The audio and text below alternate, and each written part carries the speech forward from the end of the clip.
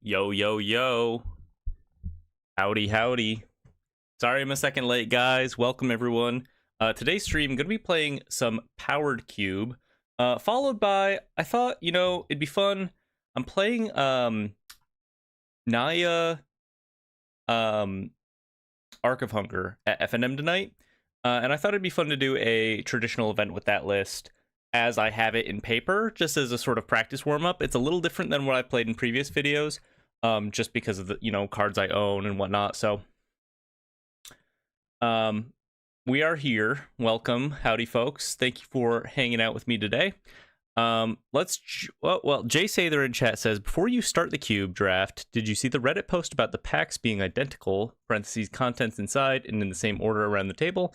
I'll send the post in the Discord. I did see that post. I'm not really sure what to think about it. I doubt. I really have to feel that, I read into the comments there. I really have to feel that it's just like a freak incident, but at the same time, it's not like every pack is going to be identical across the cube. It's probably not seeded packs for every cube. Even if it was like maybe they have 10,000 or so different pre-seeded, quote-unquote, randomized events or ways that the draft like goes down, the pack order, what have you. I doubt, like, if I queue up and if John next to me queues up and then Susie queues up, we're all seeing the same stuff. You know what I mean? And even if that is the case, like, I think I'm early enough in this to where it's like no one's gonna have any sort of advantage quite yet before Wizards figures out their shit. So anyway, gonna hop in. I'm still looking forward to it. I'm it's a kind of Magic that I enjoy playing. And I thought that would be fun for me today, so that's what we're gonna do. Let me hop over in here.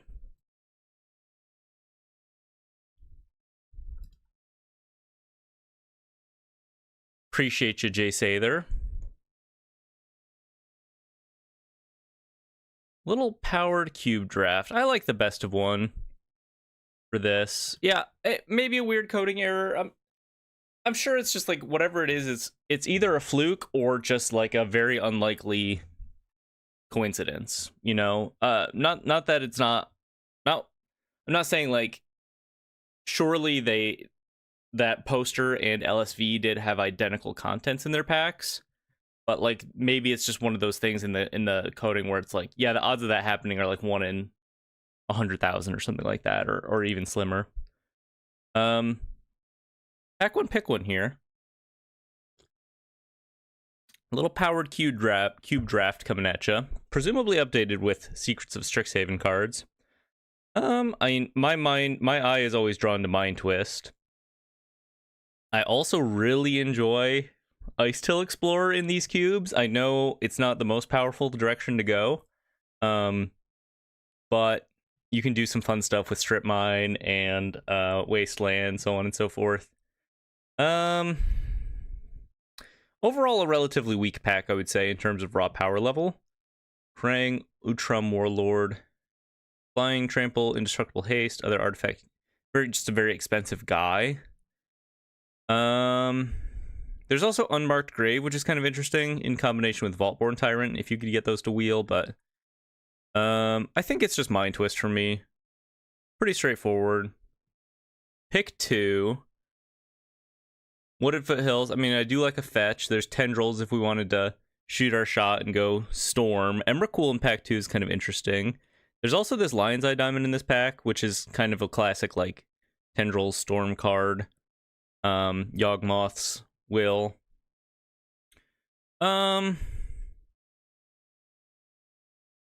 Birds of Paradise with Bob is pretty good. Ignoble Hierarch, pretty good. Once again, not a particularly strong pack. There's no, like, clear, I think, grab here. Individually, Emrakul's strong if you can find the combo pieces. I'm pretty sure last time I drafted, I played a Mind Twist deck on video. Could be wrong. I think I'm gonna take the bop. I like being open in multiple colors. Well, there is the Yawgmoth's Will. Damn. I mean, maybe I just, like, take this now and just draft Storm. Like, there's a pretty good chance everything else is going to wheel. I guess the only problem is, like, the LED and Tendrils are now in the same pack and will not be wheeling. Probably the better play is to just, like, grab the Mana Confluence and open myself up to be able to do 5-color bullshit. Kind of an interesting conversation. Mana Confluence versus Starting Town. I would guess Mana Confluence is just better. There's also Grave Researcher from Secrets, which can do a reanimate, but slowly. I think I'm gonna go with the Mana Confluence. Keep my options open here. There's Dark Petition. Man, this Storm deck would have been sick. It's actually just, like, all lining up right here. Well, who could have predicted? Sowing Micah Spawn is kind of interesting with the Birds of Paradise idea. Eventually, I mean, would have been better had we taken the Starting Town to be able to, like, consistently get more colorless mana. There's also Shifting Woodland, which you can do some pretty powerful stuff. Skull Clamp is good with Mana Dorks. If we draft a lot of Mana Dorks, we're pretty happy to have Skull Clamp, right? Maybe it's early enough that, like, Skull Clamp could be good. Green's not super popular. Jay Sather says streamer didn't see the signs. Well, it was more like I didn't give in to my temptations, and probably for the better, even though, like, things are pretty lining up nicely for the Storm deck. I'm gonna take the Skull Clamp. Got kind of a pile here so far. Obnixilis is kind of interesting in terms of the it makes devils with which you can Skull Clamp away. Could be fun to do some sort of a Jund angle. Casualty X, the copy isn't legendary, has starting loyalty X. Sacrifice a creature with power X when you do copy this spell. Casualty X. Ah, I see. Has starting loyalty X. Okay. There's also Gene Pollinator. I'm not a huge fan of the Gene Pollinator, although it makes our, like, 5-color angle quite good. Yeah, I guess I'll grab Gene. Cross our fingers we end up with a Badgermole Cub. We currently have the ability to, like, be in 5-color, essentially. There's a Boseiju, which is pretty generically good. Raucous Theater's kind of interesting. There's no, like, clear busted direction with this pack. I think maybe we just take the Boseiju. It's not too disruptive for us. It's pretty likely to make the final cut here. Llanowar Elves is a good pickup with what we've got already. We could just be playing, like, mono green, I guess. Or Golgari, just splashing into black for the Mind Twist, which is a pretty good ramp card. Okay, we'll take the Llanowar Elves here. Malevolent Rumble is a card I'm a huge fan of. I also am usually pretty well drawn to the Shelldock Isle. I don't know that there's a reason to be in any of these colors quite yet. Leovold is okay. You know, sometimes Leovold just doesn't do anything. Like, it's a 3-mana 3/3. I think I'm pretty happy with the Malevolent Rumble. It's more likely to make more decks. And then there's an Unmarked Grave. Could give us some sort of, like, a Golgari Reanimator angle. With this Malevolent Rumble. Maybe we get the, there's also just an Elvish Mystic, which is great with the Skull Clamp. Maybe we get the, Shifting Woodland to wheel. And do some sort of a Delirium something. I think I'm going to take the Elvish Mystic, because ultimately I might not end up playing Gene Pollinator. And I think, like, 3 to 4 Dorks is kind of where you want to be.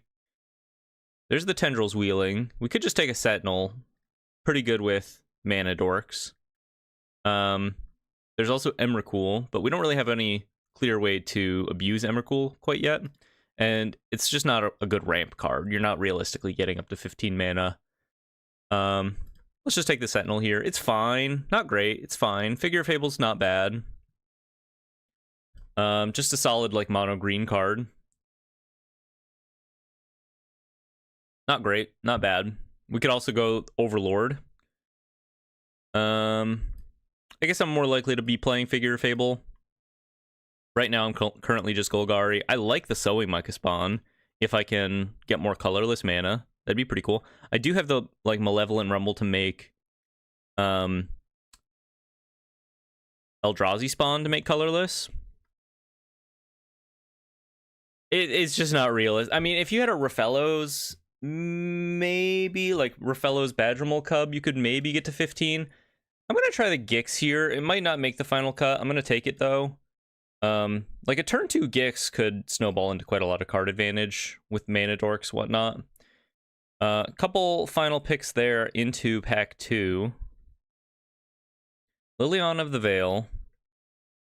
Probably not great for the strategy that we're in currently. I don't mind Coveted Jewel. It's a pretty good Storm card, but Storm this is not quite yet. I'm kind of inclined to take the Mishra's Bauble. I guess the Delirium angle has passed. Considering we saw the Shifting Woodland. I guess at the end of the day, you could just say this is not a great pack for us. Elspeth is maybe a fine ramp card. We're not quite in white, but we could be pretty easily. There's also the Hull Breacher, which is just like generically good. Otherwise, nothing like crazy good for us here. Maybe there's an argument for like Worldspine Worm. If we end up seeing a flash, we could be like Sultai Flash. Base green.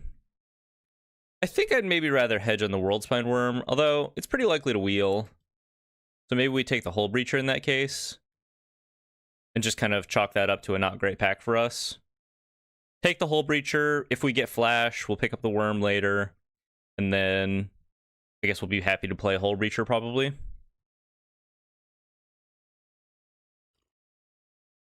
Overall, not a great pack. If I'm being for real, for real. Okay. Well, there's another Dork. There's also Karakas, which is generically quite strong. We don't have any clear way to abuse it, but it is generically pretty good. Another Hierarch. I mean, pretty happy to have the 4th non-Gene Pollinator Dork. There's also Persist, which goes well with Malevolent Rumble, but we didn't take the fake Entomb, whatever that card is called. I think I'm just gonna take the Karakas. I don't even know that I have to be white to like play this. I think you could just play it in a mono green list. To be honest, it's pretty free. It's kind of like a free include with, kind of like Boseiju, I think.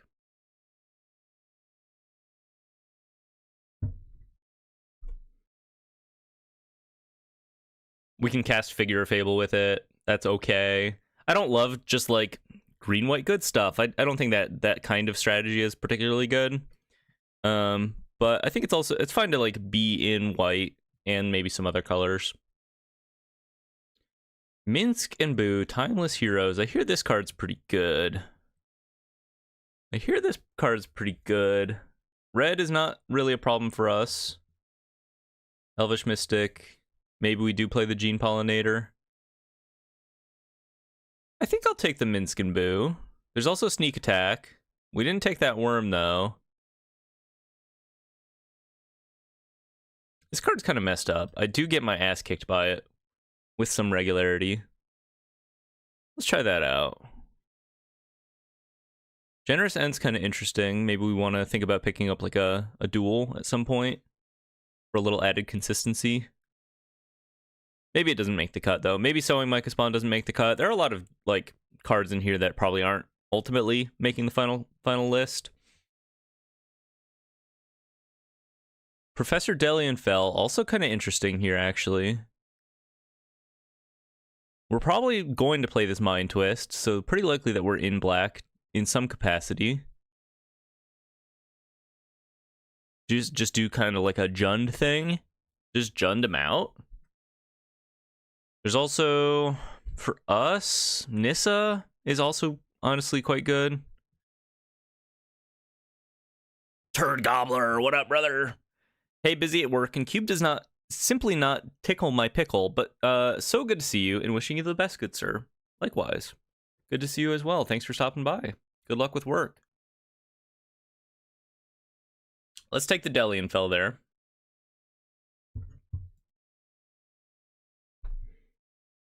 Let's take the Delian Fell. I've been loving this card lately. I've been playing, I don't know why necessarily. I've mentioned in the past that I was going to start playing Pioneer once Deserts rotated from Standard, and I've been just kind of waiting.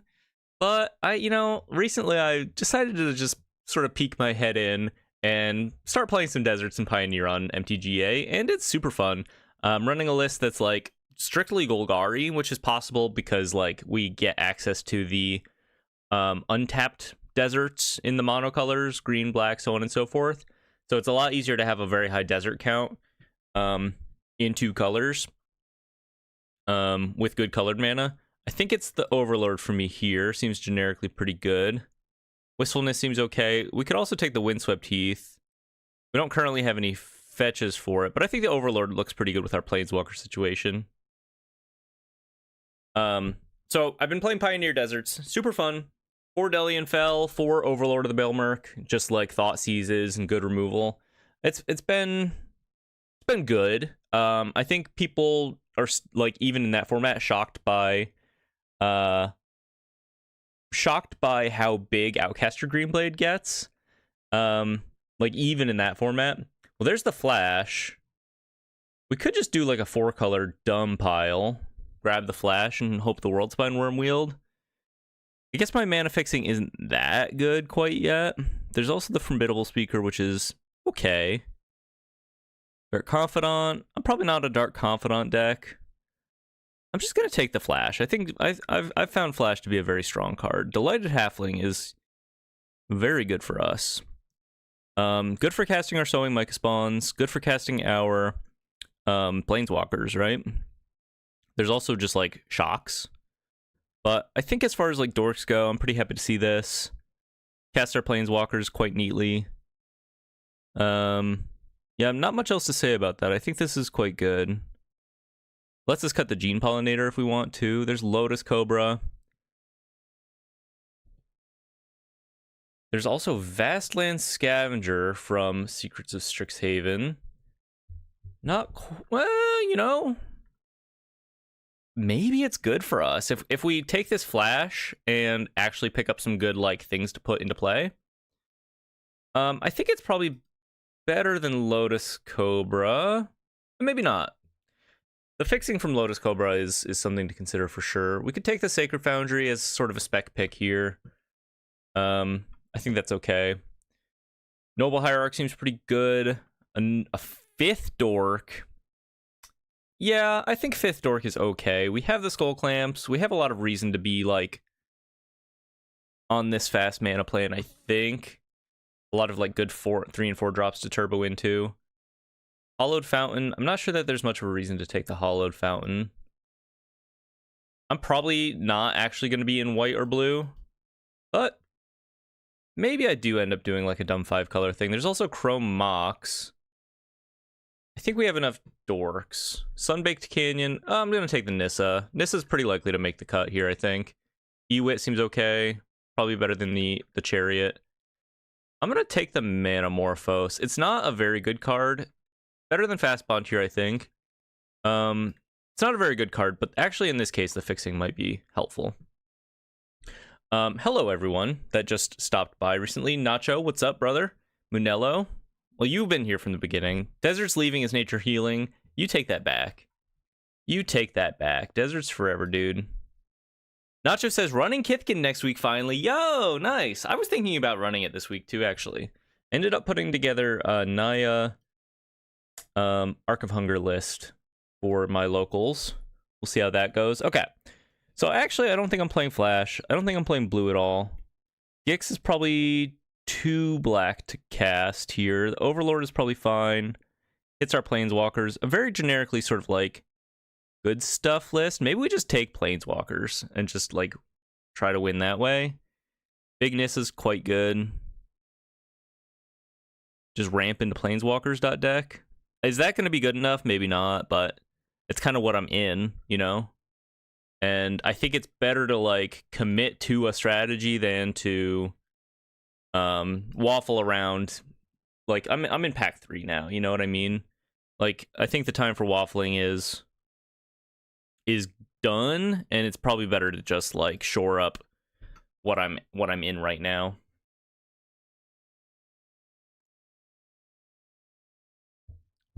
Munella one says, "Imagine Deserts 2, ping all players for 2." Yo, that'd be kind of sick, actually. Probably too strong. Probably too strong. Sword of Fire and Ice is interesting here. It's a good 3-drop. It gives us a reason to be on a lot of dorks, I think. It's not busted. There's also just Duress, which is probably generically better if I'm in the black. Like, if I'm in black. I'm not that black, though, to be honest. I'm going to take the Sophie. You know what? I've kind of committed to a silly one here. I think I have to take the Green Sun Zenith. Although I don't really have great targets at the top end for it. What is this pile that I've drafted? What is this pile that I've drafted? Jonah says, "Tried to spot you at the RC stream in the background." I don't think maybe you could have seen me walking around at some point. Maybe it's just pest infestation here, actually. Ugin, Eye of the Storm's also an option. I do have some colorless cards to cast with Ugin. You know what? Fuck it. We're playing Planeswalkers. We're in it. We're in deep. I should probably take the Restless Cottage here. We're playing Planeswalkers, y'all. Is it good? Probably not, but I thought about the Mortuary, but look, like I have some colorless spells to cast with Ugin. Yo, Emrakul's actually kind of sick here, right? Because I have the Instant Sorcery Planeswalker Artifact. Do I have Enchantment? Land? If I pick up maybe an instant or something. There's also just Channel. I could just channel Ugin. Channel Ugin seems kind of good, actually. You know what? We'll play Channel. I'm basically mono green. Could take the Savannah. Could take the Go for the Throat. Maybe I'm supposed to just play mono green. I don't think Cub is coming to me at this point. I guess I take the Go for the Throat. I'm not in white. I might end up playing Go for the Throat. Oh, there's the Raffellos. Okay, well maybe that's like the clear signal that I should just play mono green. Mono green Planeswalkers. I can probably do a light splash for the Planeswalkers as well. Maybe? We'll take the Raffellos. We're in it now. I don't usually draft mono green, and I don't think this is like a great version of mono green, but I have ended up with some powerful cards in the back end here. Kind of an interesting position to be in vis-a-vis. Is it worth splashing for these? I guess I'll just continue to take green cards. Maybe we'll take a look at that option. There's Torsten to go with the Flash. A little too late for that. We'll take it anyway. Nothing in there for us. There's the Outland Liberator. I mean, that's okay. Just pick the Dual Force. It's a little too late. Well, there's a Green Sun Zenith wheeling. Okay. All right. There's also a Craterhoof Behemoth. You know what? I think this is just it. We have a Green Sun Zenith now for early dorks. We can just Craterhoof our opponents with Big Dumb Ramp. I think I'm just going to cut all of the other not green stuff, probably. Is kind of what we've ended up in. I don't know if it's the most exciting for y'all out there, but I kind of think that's just what the draft handed me at a certain point. Let's see what it looks like if I just cut everything else. Figure of Fable seems okay. Skip the Gene Pollinator. We can probably play 40... Probably play 16 lands. Had a Cobra. I don't think we need that. We necessarily need the Cobra here. I'm not like abusing it with fetches. Do I even skip the Caracas here just to maximize my forest count? Huh. Probably. I think Boseju's still fine, though. It gives us some flexibility. Got a forest. Yeah, this seems okay. Maybe I even play, like, 15 lands, right? In that case, what do I put in? I don't know. I wish I could play, like, Minsk and Boo. Maybe I'm allowed to? Do we skip the generous end? Yeah, let's skip the generous end. Maybe we play, like, Lotus Cobra plus Minsk and Boo. Keep the Manamorphose.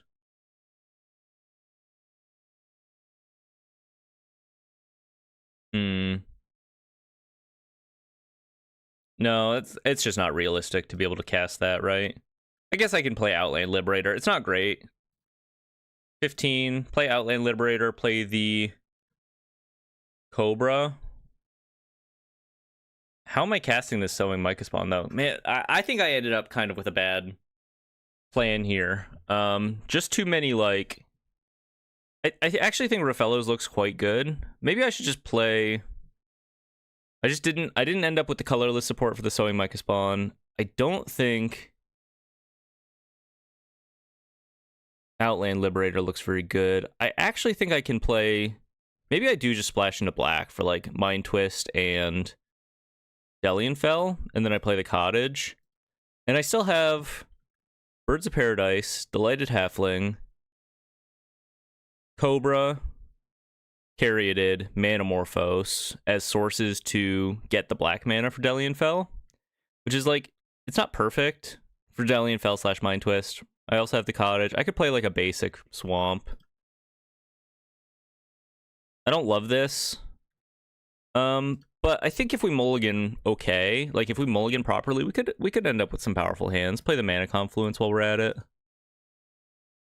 And even if we have, like, 2 forests plus a Mana Confluence or whatever, I think Rafello's looks pretty powerful still. Copium. Maybe it's Cope. I don't know.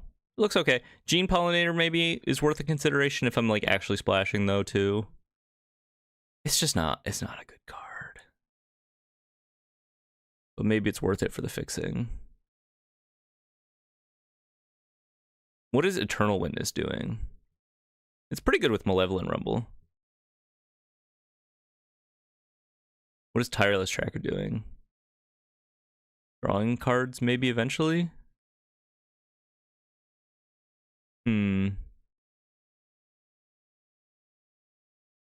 Okay, well, let's try it like this.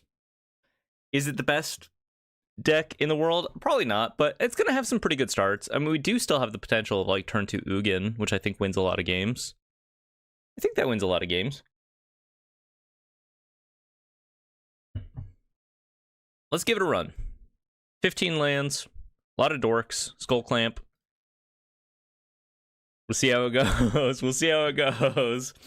Cross our fingers. If I get, like, 3 wins, I'd be pretty happy with this. Maybe I just steamroll in 7-0. Who knows? Truly anything could happen. Delian Fell in every deck. That's right. Well, no dork. But we do have a black source, which is kind of good. Am I supposed to mulligan this for a stronger hand? Do I just get steamrolled? I think I'm going to give it a try. We'll see how it goes. Oh, no.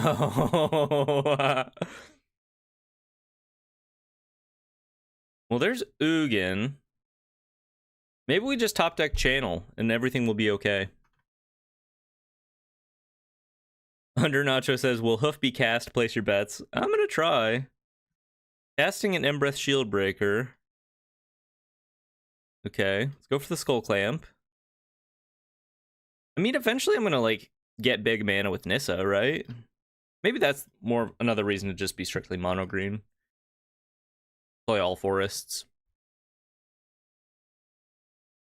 I just wish I maybe had committed to mono green earlier.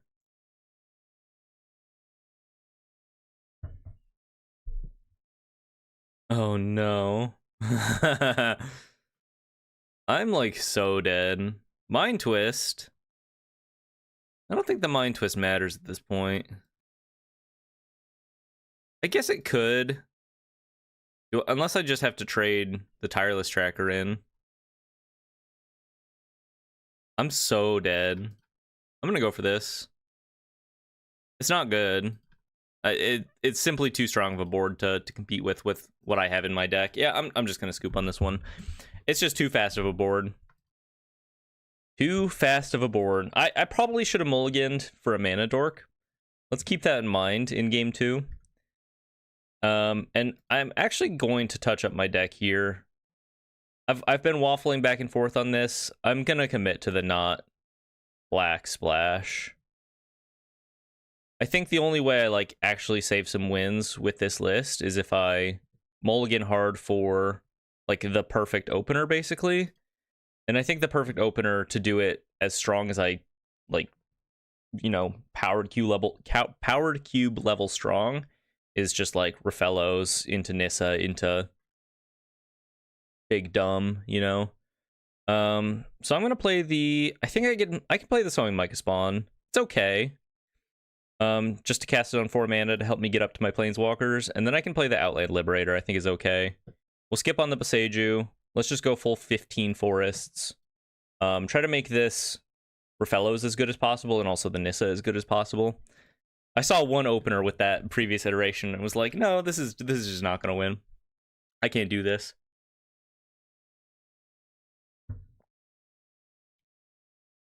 Little touching up, back in it. Mono green, glass cannon is what we have become.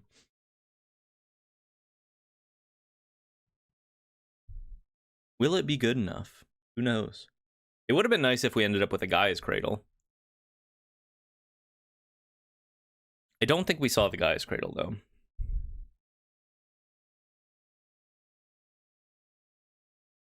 Okay. This is pretty good. Turn 2 Sentinel.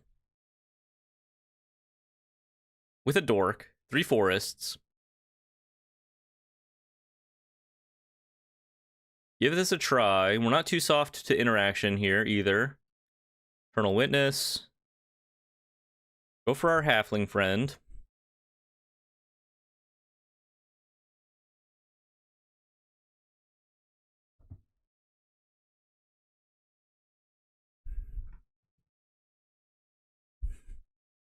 Little Git Probe.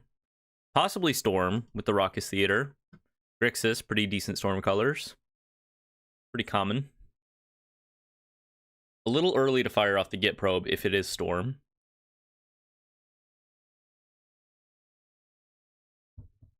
Shout out to the Rabbit Mug, by the way.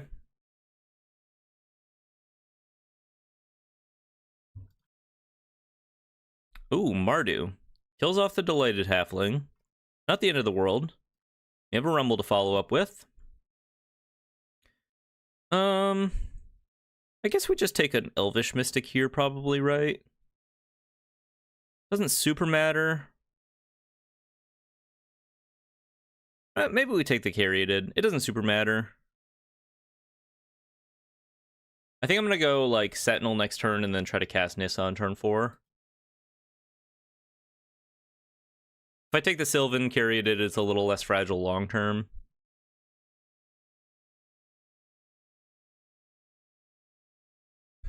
Munella 1 says, if only we had Chrome Mox for turn 1 Rafello, turn 2 Nissa. Yeah, if only we knew. A lot of regrets in this draft, but we could still win some matches, I think. Dark Confidant. Sword of Fire and Ice. Kinda sick with it, actually. Yeah, if my opponent taps out next turn, it might just be a Sword of Fire and Ice kind of affair. Displacer Kitten.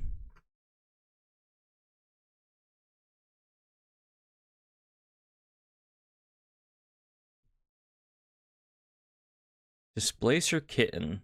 I've never really seen... I know this is like supposed to be a pretty good card, and it reads very nice, but I don't think I've ever seen people really do anything super busted with it. I guess it's like free mana generation with a talisman is kind of nice. They also have a Tolarian Academy. Another Talisman. With the Tellurian Academy here. 2 cards left in hand. Okay. I actually think the Sophie's looking kind of good here, though. They can just chump with Bob.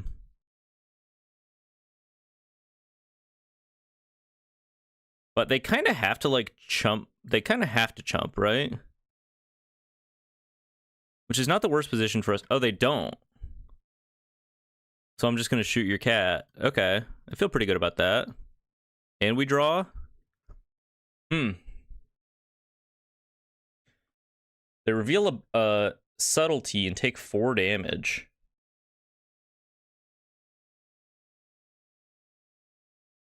I kind of feel like they had to block with the Dark Confidant there. Am I crazy?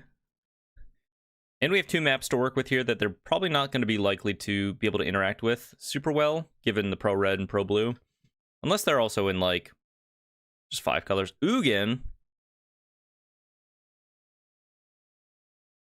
Oh. I see. Yeah, that's tough. Damn. Pretty fast Ugin. Ugin plus Dark Confidant in their deck. Pretty bold. Nissa. I guess we just get some dorks online.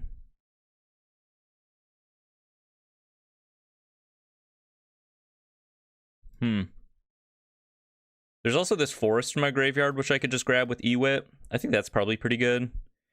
They're F6'd right now, which makes me think they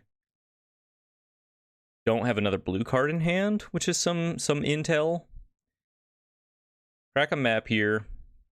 Hit another forest. Okay. Reveals a land for them.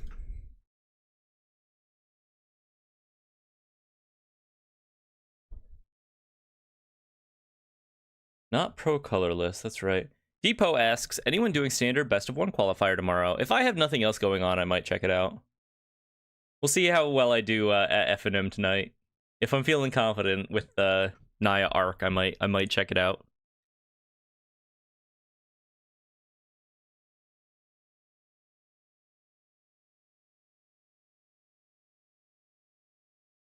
A lot of mana for my opponent, drawing cards.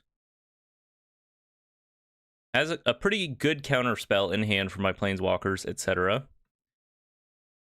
I'm going to try to start swinging in on this Ugin, I suppose.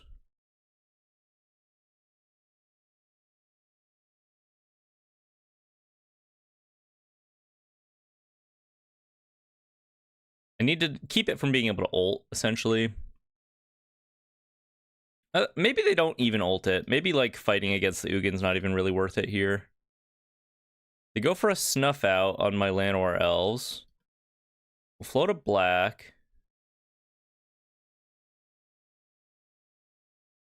Continue to equip here. They cycle a Xander's Lounge. They have a lot of mana to work with still.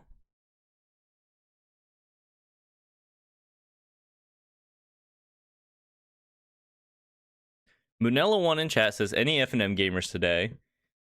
Oh, we're gaming. Try to attack my opponent here. Do they give up the Bob at this point?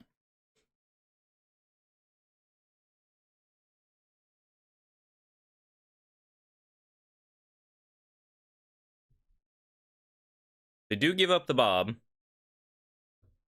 Fair enough. I guess I'm going to go for the Sylvan Caryatid. They're probably not going to subtlety this, but they might, just to get something on the field. They do not. Crack a map. Just guarantee that we get the resolution with our hexproof. Hit a forest. Okay. We're in a spot. They can technically ult Ugin, but what are the odds that they actually have anything good to do with it? I guess if they have, like, Emrakul in their deck, they could do something like that. It would be kind of very bold of them to be playing a deck that has Dark Confidant and Emrakul the Aeon's Torn. But who knows? Who knows? Mishra's Bauble. Oh, nice. Nasty.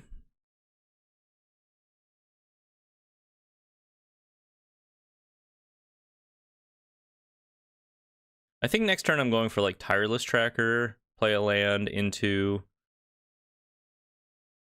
5-mana Nissa. It's gonna get countered, but that is what it is. Jay Sather says, I'm debating on going. I go every other week, but I'm planning on the pre-release, so I'm either going tonight and skipping next week, then the Marvel release, or skipping tonight and going 2 weeks in a row. I feel like lately, for my taste, there have been too many pre-releases lately. Because the way my shop does it is when a new set comes out, they run a pre-release, and then the following week, on Friday, they run a draft. So anytime a new set comes out, that's 2 weeks without normal FNM. Like normal standard FNM, which I don't like. I just want to play standard FNM every week. Kind of drives me a little nuts. And it wasn't that much of a problem before, right? With how with the set release rate. I don't think this will matter. I should have obviously played the land after casting this Tireless Tracker. Maybe they just subtlety it. No. Okay. Go for the Nissa. They're definitely going to subtlety this.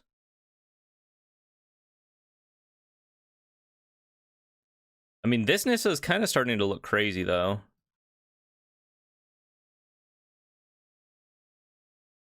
Giving +8/+8 next turn. And trample. Not quite lethal. Oh, they ultimate the Ugin. Do you have more colorless cards? You do. Traxxas, Scourge of Krug, and Coveted Jewel. Okay, well, I am pretty well out of this game now. I'm pretty well out of this game. Fair enough. Fair enough. And this is where we make the, we're 0-2, but this is, you have to be 0-2 to make the 7-2, like, perfect run from there, right? The comeback run starts now. It starts now.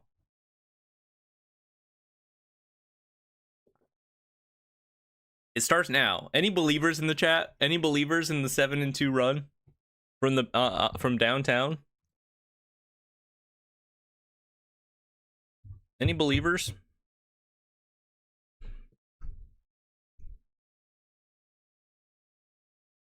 A little Lutri deck from my opponent here. Try to go for a Sylvan Caryatid. Consider. 0-2 in silver, we need a redemption run. Yeah, if I straight up scrub out, I'm just gonna run it back. I'm gonna do another draft and go 7-0. 0-20 streak? Yeah, I guess so. Maybe it's time. Maybe it's time for the 0-20 streak. Does my opponent have counter magic? Maybe I just get the Outland Liberator on the field. Nah, I'm gonna go for the Sentinel. Like the ceiling on this is quite high. They do have a mana drain. Okay. They mana drain me. They have an extra 3 mana to work with. Man, mono green just has no tools, does it? You're just, like, completely at the mercy of all forms of interaction, huh?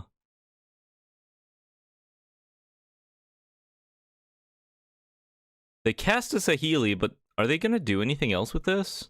Are they gonna put Lutri in their hand? Staff of the Storyteller.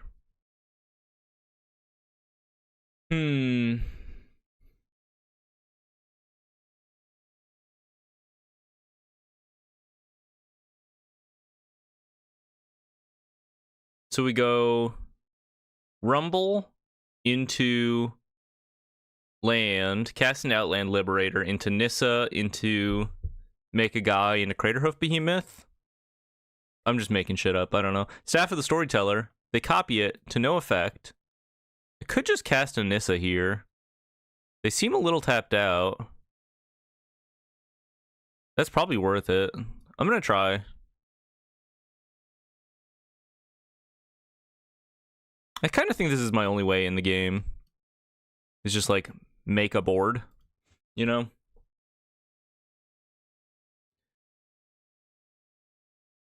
They have a Phyrexian Revoker. Olivia, aka Jonah, if I'm not mistaken, says started with TLA and only play standard, so I don't know what's going on. Yeah, it's just like, you know, a bunch of old sets. Some of the most powerful cards ever printed, kind of mashed together into one draft. This is Nissa Ascended Animus. It's from Phyrexia All Will Be One. Is that right? I don't exactly remember. That could be wrong. This is a Nissa that does some pretty good stuff. It's completed, so you can cast it for 5, 6, or 7 mana. Enters with loyalty based on what you cast it for. They have currently shut it down with a Phyrexian Revoker, but I do have this Outland Liberator to eat the Revoker, which is pretty nice. I think it's pretty clear to me that that's the play. I kind of think I might win this one. I think there's a real possibility that I win this one. Continue to make guys. Swing at Saheeli. They chump. Go for a Rumble. And next turn I get to Craterhoof, I think. 4, 5, 6, 7 plus the Eldrazi token. So this is 8 mana.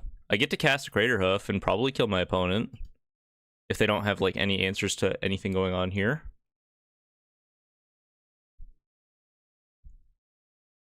Surely you're familiar with Craterhoof Behemoth. It's been kind of an interesting scourge on Standard for a little bit. Well, it had its time in the sun. Jay Sather says, Cube is tough for newer players because we don't really know all of the possible combos in Cube and what are the best archetypes that are out there to be drafted. Yeah, it helps to watch someone like, probably not me, but someone good at Cube to learn what's going on before you invest your gems or gold into it. At some point, you just have to jump in and get a feel for it and like see what's powerful and what's not powerful. But I've been playing Vintage Cube since like, I don't know, for at least 5 years maybe on MTGO 5, 10. Depot says LSV or Paul Cheon are great to learn from. Yeah, I was gonna say LSV. He seems to kind of know his stuff. Opponent cast a Batter Skull.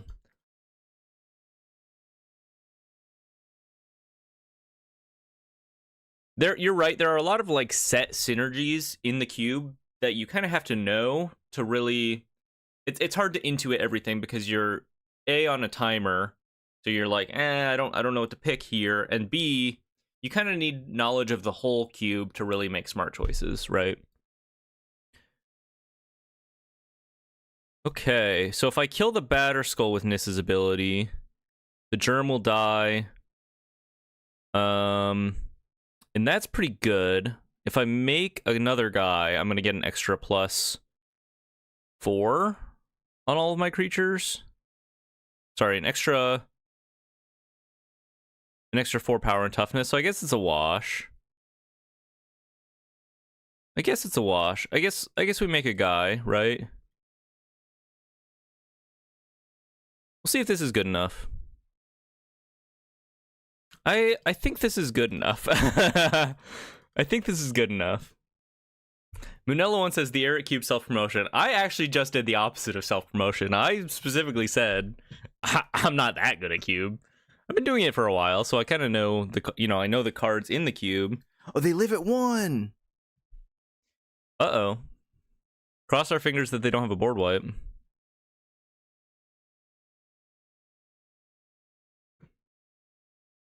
Cross our fingers.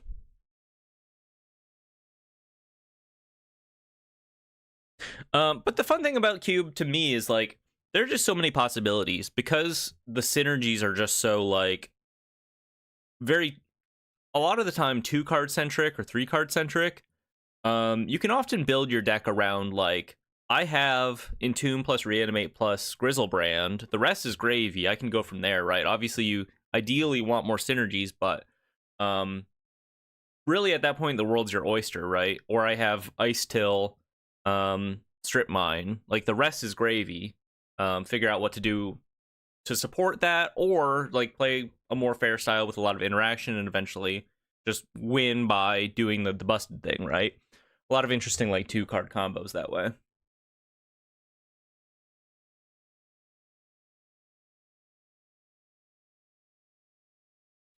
Jonah is right. Thanks. Once fat fingered into Timeless Q and got like turn 1. Oop. Choose a creature to keep. I guess there's not a huge difference between Craterhoof here and... Oh, they just scoop because they realize I can kill the artifact with Nissa, I guess. Okay. Gotta start somewhere. We gotta win. We gotta win. Yeah, the old busted formats, you know, they're an acquired taste, I think. I think what I like about Cube too is it gives you a chance to try these really busted old cards without having to have like complete format knowledge, like put together a vintage deck or put together a legacy deck, right? You can just kind of, you know, you're gonna get your butt kicked if you just jump in, but you can just jump in. Just jump in, explore some stuff, see what your opponents build, try to do something strong, you know, on your own. I mean, this hand's like okay.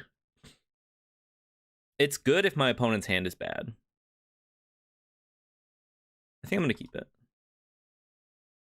Hoof 1. Yeah, put the counter on the screen. Hoof number 1. In the bank. Opponent goes turn 1 Fabled Passage. That's a good sign. That is a good sign. Well, there's a Nissa for us. So we have an eventual goal. Maybe I do go like turn 2 Caryatid, turn 3 Myca Spawn, turn 4 Nissa. That's not bad. Ooh, some deep words, some thoughtful words from Munello for once. Says life is not all about winning anyway. It's about the good vibes. True.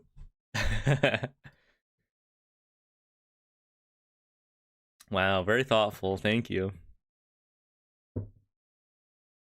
Chain lightning on my figure fable. Yeah, we don't care about that.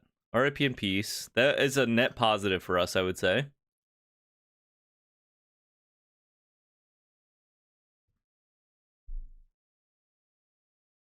Turn 3 Myca Spawn, not bad. Not busted, but not bad. Could get countered, I guess. Oh, there's a Nissa. Another Nissa. We get to cast this and get the trigger regardless, which is kind of nice. An interesting thing about these, like, these Eldrazi cards. For those that don't know, when you cast this spell, it's a trigger. Search your library for a land card, put it on the battlefield, then shuffle. So they can't really counter me from getting the land at the very least. They can still counter my 3/3, but it's not that good.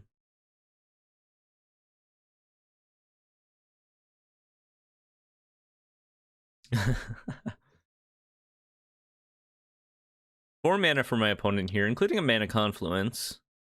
Feeling kind of good. They have a Magda, which is not supremely strong at this point. They could still have counter magic in hand. I think I'm going to do somewhat of a conservative thing and go for this Sentinel.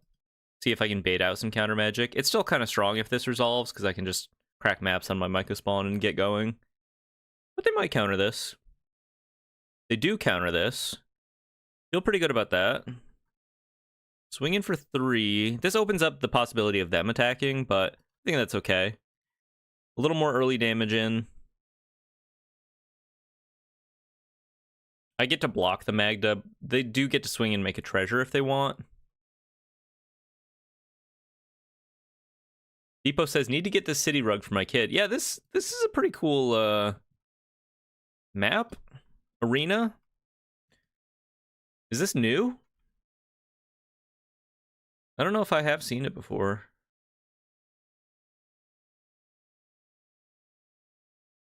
Go ahead and block a Rooney.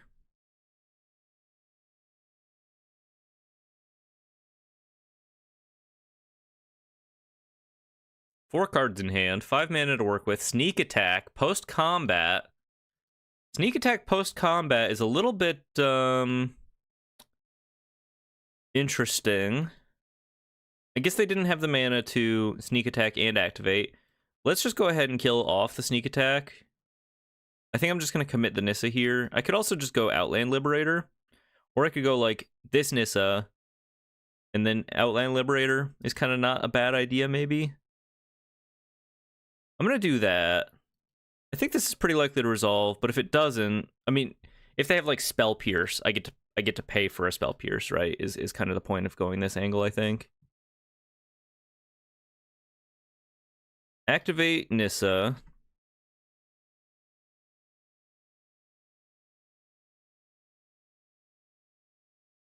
Untap this forest. Let's cast an Outland Liberator here. Feel great about this. I feel really good about this. I guess maybe I should have done this post-combat. I probably should have done this post-combat so that I could, like, freely swing. They're not that likely to activate the sneak attack here anyway, I think. But maybe they do, just to, like, time walk this attack, I suppose.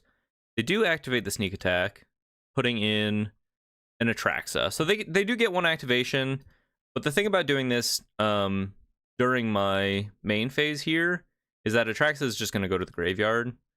They have a pretty not great selection of cards, if I'm being honest here. They get to take, like, Overlord, Wheel of Fortune, Galvanic Discharge, who cares, and, like, a creature, I guess, but nothing too scary, and they don't have a whole lot of mana to work with anyway. Next turn I get to, I think, kind of overrun them with this Nissa.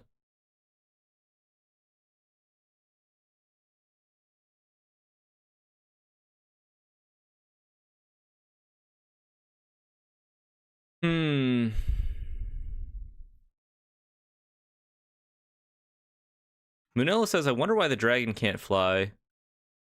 That's a good question. Yeah, that's a great question. I wonder if they were like, this should have flying, and then they were like, no, it's too strong if it has flying. Let's just take the flying off. But then they gave the art direction before they made that mechanical change. Bop the sneak attack.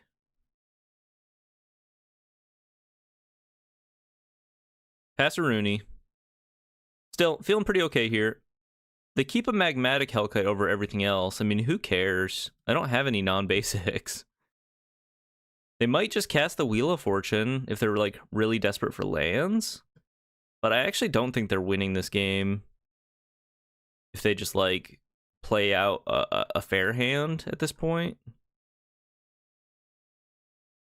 Maybe they Galvanic Discharge one of my creatures here. This definitely is earthbending at home, huh? God, imagine this card just says Earthbend 3. And then your forests are all just safe from interaction.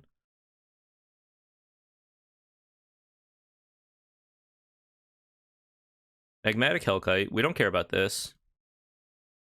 Not a non-basic in the bunch.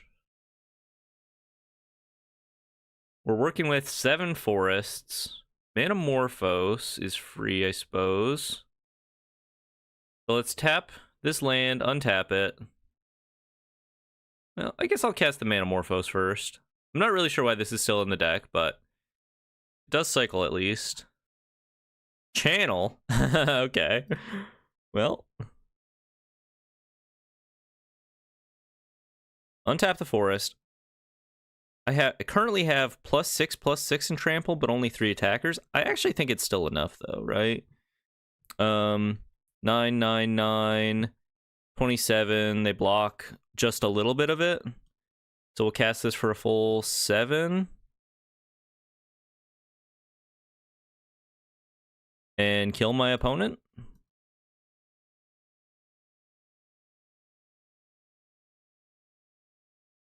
Depot says, I was looking at your melee GG data for the RC. How did you get 4 DCs for parentheses sand and eyes? That's pretty good. That's pretty good. That's a good one. 2-0 or 2-2. I wish I was 2-0. 2-2. That's not bad. 2-2. Not great, not bad. To break even, we need 4 wins. No, 5 wins to break even. But like 3 wins is the real cutoff of like, okay, you did okay, right? It's a pretty big jump in prizing at that point. Munello says they should make it so if you play another same name planeswalker type, one stays and gets combined loyalty counters. Ooh. Can you think of a couple of planeswalkers to break that? Probably, surely it's just like a 2-mana Jace and a 3-mana Jace of some kind. It's kind of interesting. Let's mulligan this. Let's be smart. This is better. It's not great, but it is better. Let's get rid of the skull clamp here. And just go for like turn 2 rumble into turn... I probably can't turn 3 Nissa. Lotus Cobra for my opponent. Okay, turn 3 Sentinel. I guess I just take the forest here. Continue to hit my land drops. I need a lot of forests to make my like planeswalkers good, right? This might be where I lose. My opponent has turn 1 Mox Ruby into Lotus Cobra is kind of disgusting. If uninteracted right. Working with 4 mana on turn 2 here. Tameo, not a particularly strong card. Spells and abilities your opponents control can't cause you to discard cards or sacrifice permanents, and then +1. Choose a non-land card name, reveal the top 4 cards of your library, put all cards with the chosen name from among them into your hand and the rest in your graveyard. So it gives us a little information as to what they might be looking for. Effectively, they're just going to mill 4 here probably, right? Pretty unlikely to actually hit the card they name unless it's like... Actually, it does say non-land card, so... They name Minskin Boo. They do not hit Minskin Boo. We get a little bit of info, though. Swing at me for 2.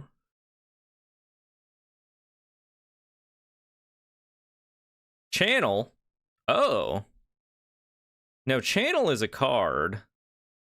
Unfortunately, I can't do anything particularly good with it quite yet. But next turn, I can go, like, Channel into Nissa. Untap a land, cast a Craterhoof, I think.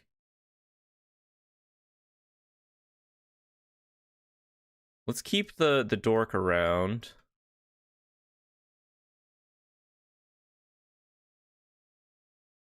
The nice thing about this Planeswalker is it does let you, it does garner some card advantage eventually. You have some pretty good selection.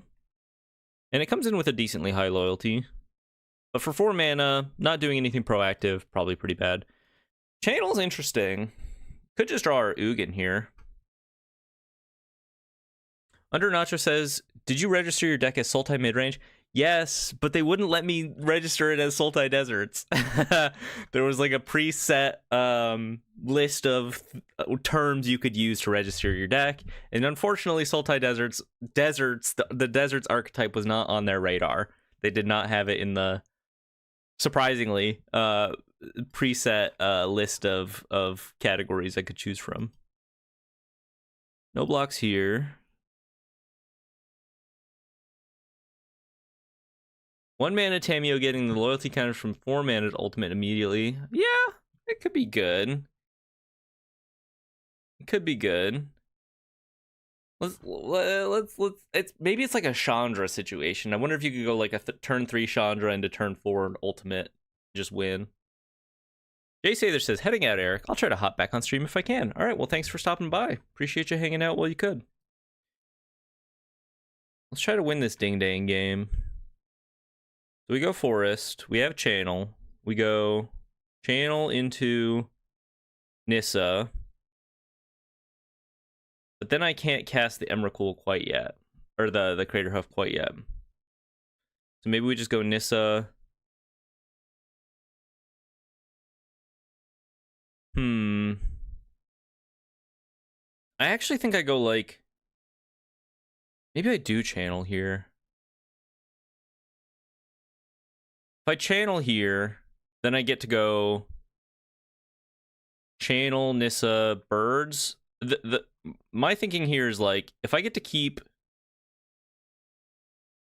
my Eldrazi spawn around, it makes my Craterhoof that much better. But I wonder if my Nissa dies here. Like, I wonder if I have to Chumperoonie. I think this is okay. Play a Nissa. Untap Skis. I think we go, like, cast a Bop and crack a map. And then this way I can maybe contest their Gearhulk here. Okay, we'll skip on the Tireless Tracker. I get to contest their Gear Hulk here. Let's just swing at them. Vigilance. And then I think this makes it much more likely that I actually kill them next turn.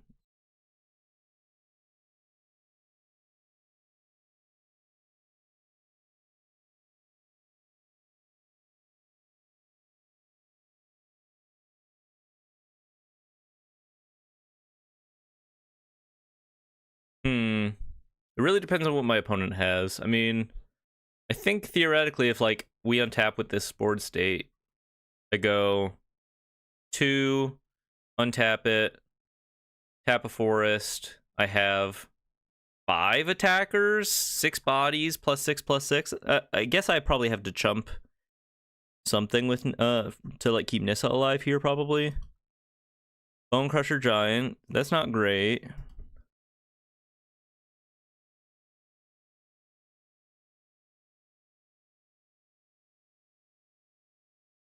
I swing with both of these guys at Nissa. I do have to keep Nissa alive.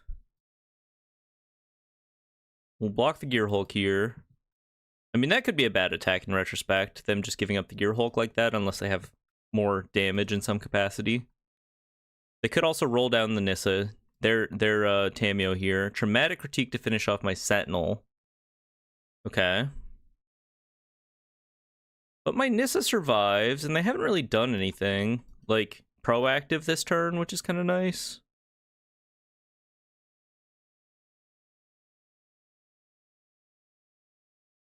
I think I'm probably just going to, like, cast this Craterhoof next turn anyway. I get to swing for 6, 8. If I draw a forest, I actually think I have lethal. Do I just have lethal if I draw this forest?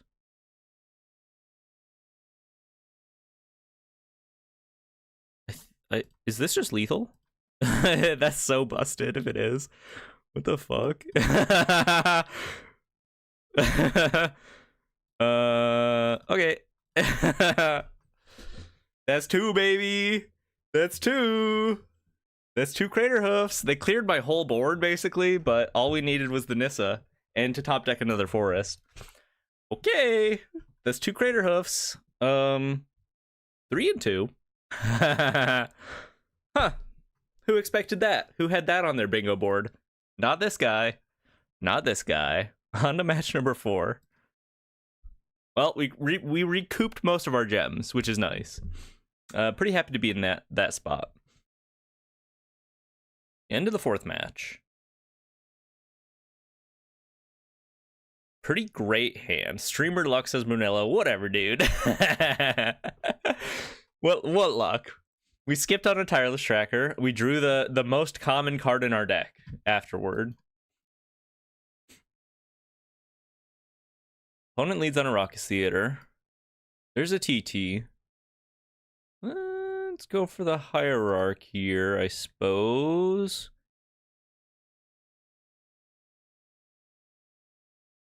Turn 2 Tracker could be good. I could also just go for a turn 2 Ruffellos.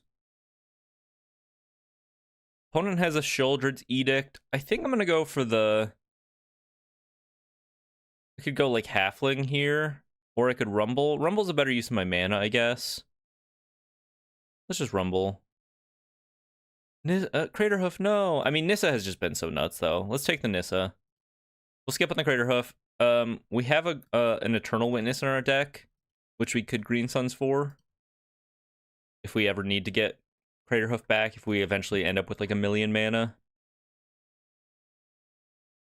I think I'm going to go Tracker. Play a land. Play a Delighted Halfling to make my Nissas uncounterable. Not that they're necessarily likely on counterspells at this point. Emperor of Bones. Oh, and they get to Craterhoof me, I guess, which is pretty cool for them. It's going to be a decent hit. It's not going to be ginormous. They can do it.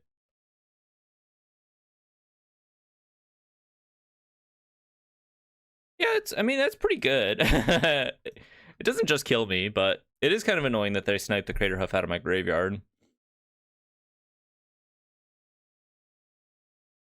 Okay.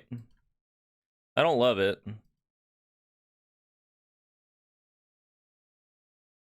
There's a Rafellos. Huh. Maybe we just go Nissa Rafellos here? Untap with a million bajillion mana? What do I even get to do with that, though?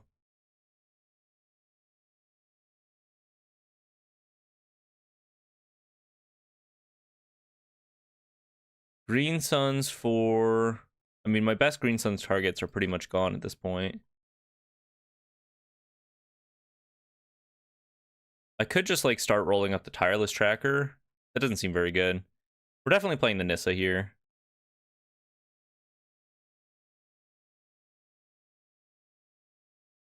I think I swing in with the Tireless Tracker. No, let's just play the Rafellos. If I just untap with a million bajillion mana next turn, maybe I get to do something cool. They reveal an Overlord. They've taken 9 damage off their Bob, which is kind of a lot. It's kind of a lot. Yeah, next turn I'm like, if I untap with either Nissa or Rafellos or both, I just have million bajillion mana. A lot of clues to work with. Green Suns. And it helps that they've done 9 damage to themselves with Bob. Depot says, I feel like they can unban Nemesis in Standard at this point. It's just not a fun card to play against, though, right? As far, like, power level aside, it's very good, and it probably would bring Mono Red back into the fold. But it's just not a very fun card to play against. I don't know. Maybe you're right. I doubt they'll unban it, though. Just as sort of like the design flaw of its existence goes. I think it's kind of a poorly designed card. I think I'm going to block the Emperor and leave the Bob. Cross my fingers that they manage to deal even more damage to themselves.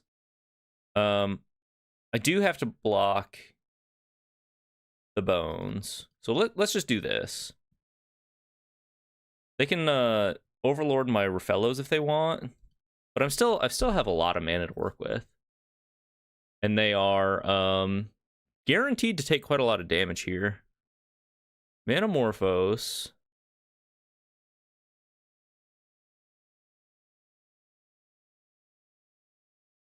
Huh. Okay, well, I guess we'll start by activating Nissa. We'll crack the Manamorphose. That's free. Sowing Micah Spawn. Huh. I could cast this. It's pretty unlikely that they kill me next turn, right?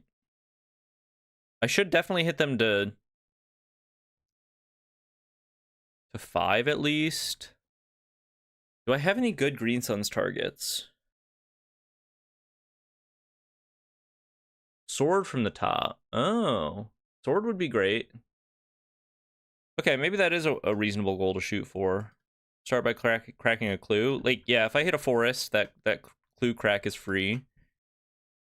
Green Suns, I basically have no good targets, right? I have an E-Wit. I could, like, Green Suns for 3, E-Wit, pick up the Malevolent Rumble. And that gives me kind of a lot of, like, card selection, which is nice. But also it gives me a, Figure Fable. Oh, the Verdurous Gearhulk. Verdurous Gearhulk would have just won. Verdurous Gearhulk would have just won. Wow. Okay. Well, completely forgot that was in the deck. Well, there's the sword. Completely forgot that was in the deck. Now, the reason I'm grabbing this is it gives me a 0 power target to block, to put in front of the Nemesis here. Which is pretty good. I think there's a pretty good reason to do that. I think I just pass here. Hold up blocks. Hey, it doesn't matter. Streamer luck. Streamer luck. Okay, next time we have the knowledge though. We have a Verder's Gear Hulk in our deck. Hey baby, that's a little 100 gem draft for us. Now we're only barely in the red, and if we win one more, profit. The 7-2 run from hell, worse than hell. 0-2. Can we make it 5-2? One more match here. Well, I guess we need to win 3 more to 7-2, but gotta say that feels pretty good. They took they took 9 plus 5, 14 damage from their Dark Confidant over the course of 3 turns. Just goes to show, folks, don't play Dark Confidant if if your curve is that high. There's a real cost to it. Pretty good hand. Pretty good hand. It'd be nice to have a payoff for the channel. Perhaps an Emrakul or an Ugin off the top. But as far as like mono green channel hands go, this is not going to be that bad. Okay, folks. We have the mana.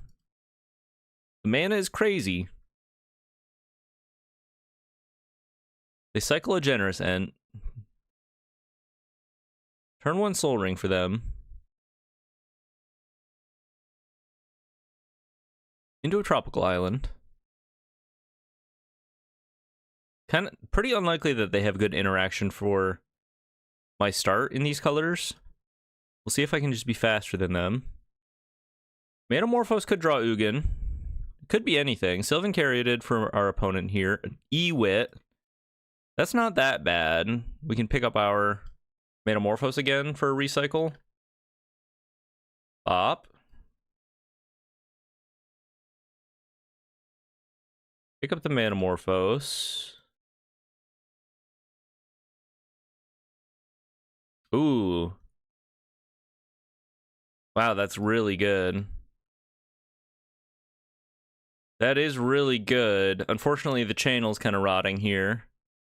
Skull Clamp would also be a very good draw.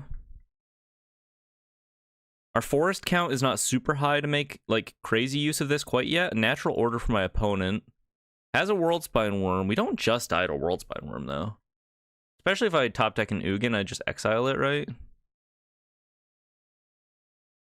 Okay. I guess I'm just making dudes. If I make dudes, I think they kind of have to like swing at Nissa, which buys me another turn, right?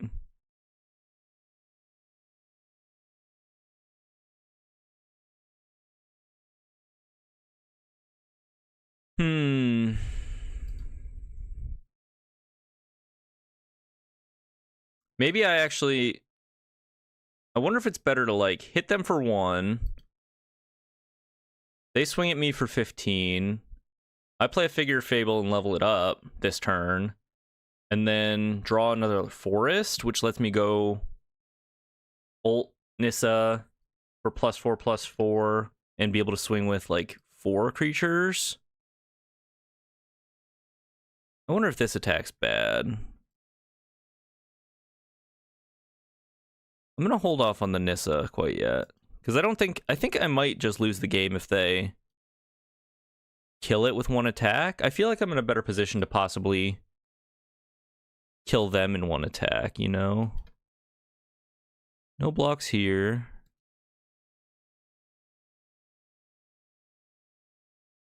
I mean, if they have interaction, I'm dead kind of either way, right?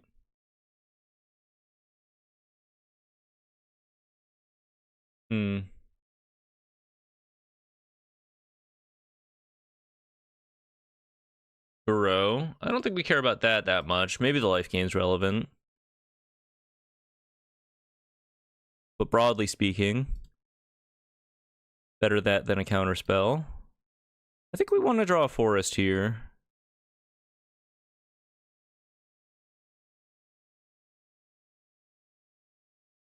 We draw a forest. So we go...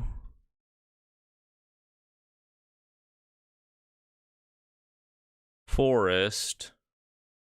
If I channel...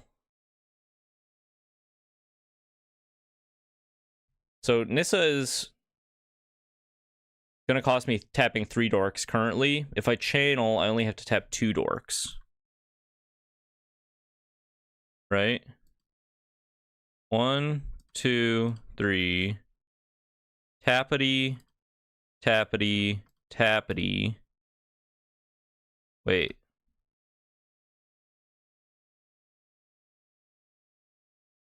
Tappity, tappity.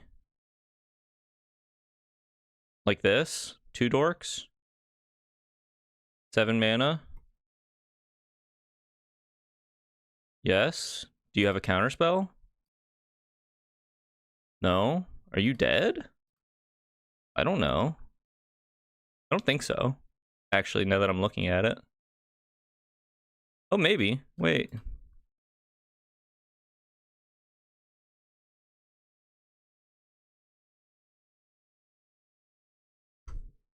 Folks, he's done it again.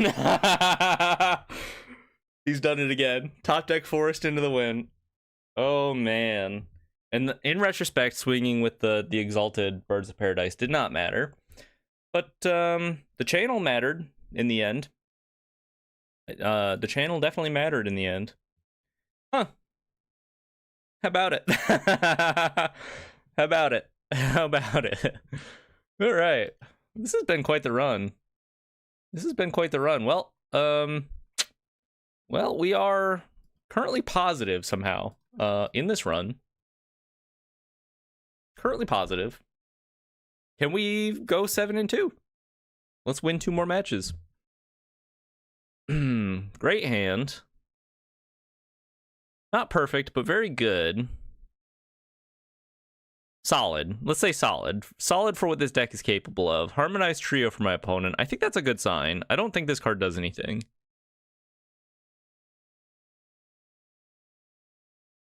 Yeah, that is a good point, Munello 1. We are in silver. I have not been playing that much Magic lately. Let's try to hit him with the Sentinel. Okay. It lives. Huge. Planes for my opponent. 3 mana. Sentinel on the field. Could be a problem. I have a Green Suns that I could just Refellows. I could go Green Suns Refellows. Unlock Craterhoof Behemoth pretty quickly. Anointed Peacekeeper for my opponent. Presumably naming Green Suns. Non-believers in shock. Absolute shock. I consider this 5-2 from an 0-2 start like a huge win, right? Especially when I wasn't that confident in the deck to begin with. I'm pretty elated. Skull Clamp for my opponent. Okay. We draw a Nissa who shakes the world? Holy smokes. Let's crack a map here. Try to open up this attack. We'll skip on a Sylvan Caryatid. Swing for 4. Let's grab our Refellows. Try to get crazy with it.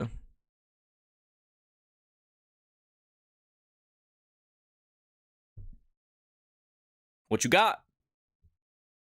What you got? What you got?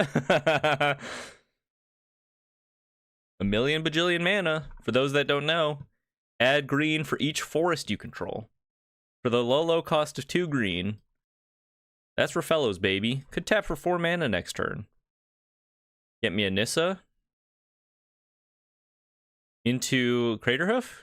I'm just going to go for it. I mean, they could have counter magic for the Nissa here. And it would be pretty good. They don't? Are you freaking kidding me? Are you freaking kidding me? What the hell? What the hell? He can't keep getting away with it. He can't keep getting away with it. Where are my believers at? We're on the precipice of greatness. For the OGs, who out there was believing the whole time I think it was only Mr. Lucky, maybe. Appreciate you, Mr. Lucky. Shout out. You're a real one. To come back from hell. Right here. Oh, imagine we draw a channel. Snap keep. That would be... Oh, and my opponent leads on a harmonized trio? What is this card? Go for the bop. Come on, top deck channel. It'd be the perfect finish. Hoof count 3. I think, yeah, right? 3? And we've got the other Nissa ult, which is kind of like a hoof.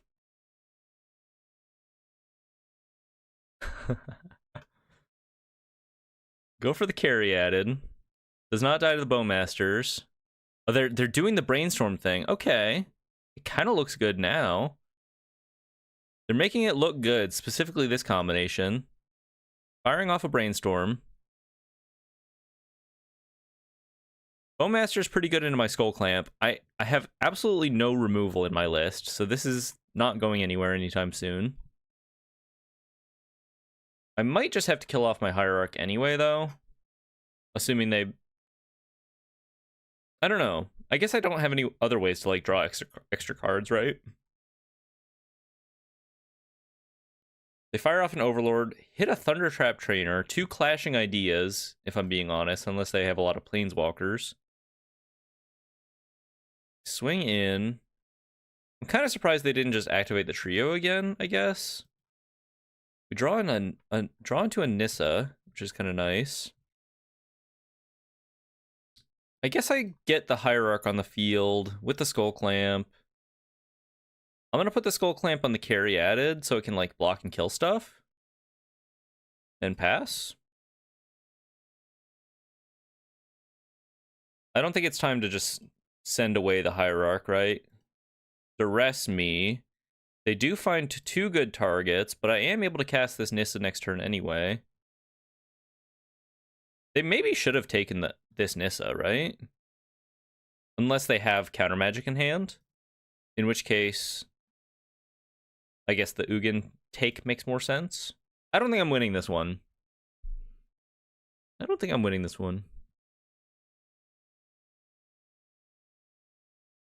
Gonna take some good top decks. Talisman. I think I'm getting the Nissa on the field at the very least. Unless they have Force of Will. Let's just start making some guys. It's not bad. And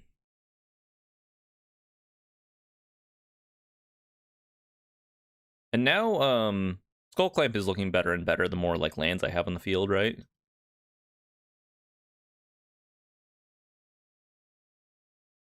Manila one says halfling smiley face. What you mean? Oh, if I had a halfling? No halfling here. Metamorphose, not the best draw in the face of Orcish Bowmasters. I guess I send the Hierarch away, right? Let's roll this up.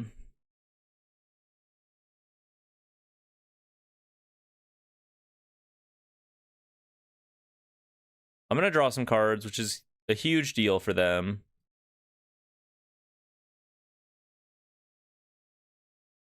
They bounce my Phyrexian Horror. Okay. They get to amass some orcs. We hit a Lotus Cobra and a Malevolent Rumble. They get to start shooting my Nissa, which is a pretty big deal. I guess we want to keep Nissa around for as long as possible.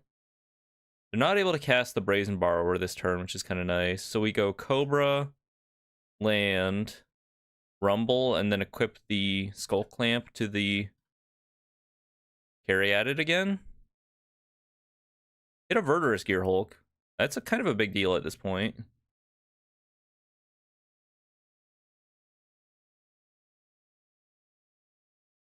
Pass. We're grinding. Gearhulk, kind of a big deal at this point, I think. Being able to, like, turn my dorks into pretty decent attackers. They do have a 3/3 orc to attack with. I guess I'll just... I do want Nissa around. Let's Chumperoonie. I think this Manamorphose might just rot in my hand. The Overlord ticks down. Outland Liberator. Not a bad pickup to be able to destroy this Overlord. Make Horror. They're going to be able to kill off my Nissa with the Borrower. Which is not super ideal, but it is what it is. Play a Gear Hulk. I think I just start swinging in. Like, put counters on my Cobra here and try to go in. Wan Shi Tong in response. Okay. I'm still going to go for this.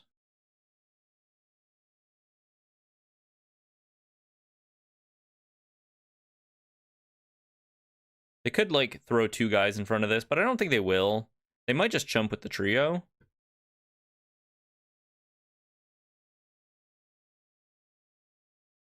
Okay.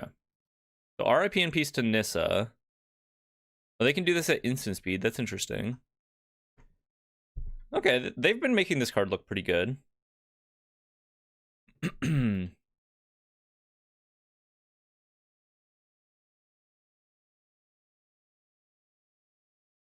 Next turn I can Liberator to kill off the Overlord and equip the Skull Clamp to the Gear Hulk to be able to swing into the Wan Shi Tong.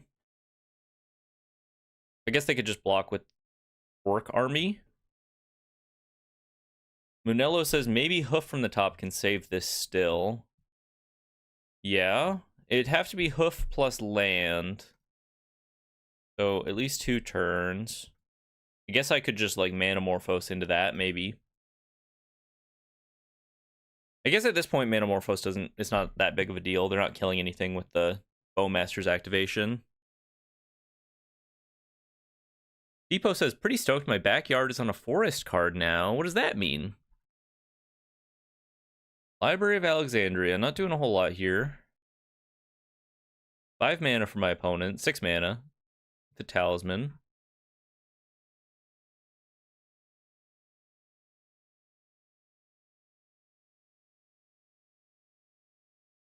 Okay. Refellows. Refellows is interesting. Let's go ahead and cycle the Manamorphose then. So we can stick this Refellows. There's a forest. They shoot me. Play the Outland Liberator. See if this resolves.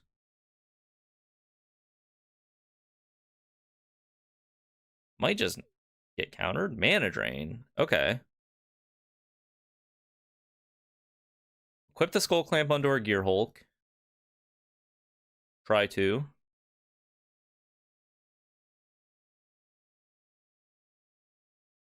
They fire off a Consult the Star Charts, tapping out. Depot says, Olympic National Rainforest. New lands on store today. Ooh. Cool. Swing on in.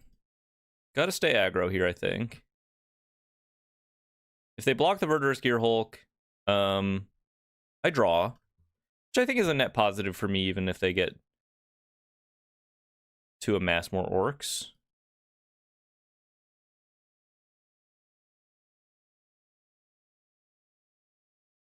We're on to some more dorks. So let's go. I guess we just play everything out.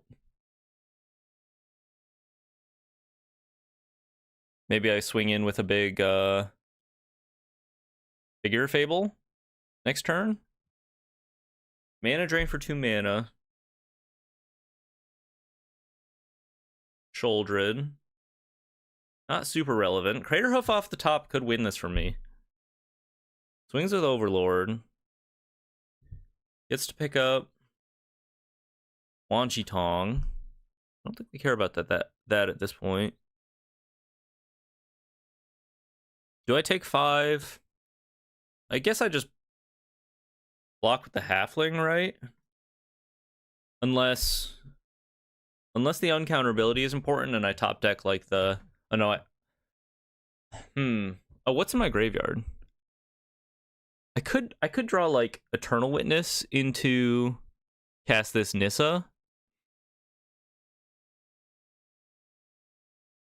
Is taking 5 matter. Puts me down to 8. And then I'm down to 6 from Shieldred. And then I can't really redraw with Skull Clamp if I need to. So maybe I do just chump with the Halfling. Does this matter? I think that's okay. We'll see. They have a Fatal Push. RIP in peace for fellows.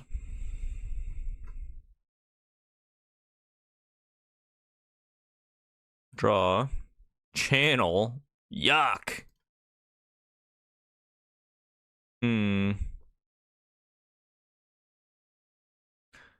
Let's... Maybe I equip the Skull Clamp onto the Phyrexian Horror and plan to trade it away. And then I can start leveling up the Figure of Fable. And cross my fingers that I top deck. I guess they're gonna play a Wan Chi Tong or a Brazen Borrower. A meta guaranteed 9.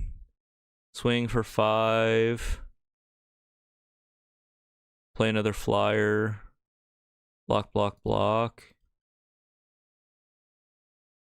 I could level up the Figure of Fable and then equip the Skull Clamp onto it and be able to trade with the Overlord at the very least, or trade with Shieldred, which is kind of relevant. Huh.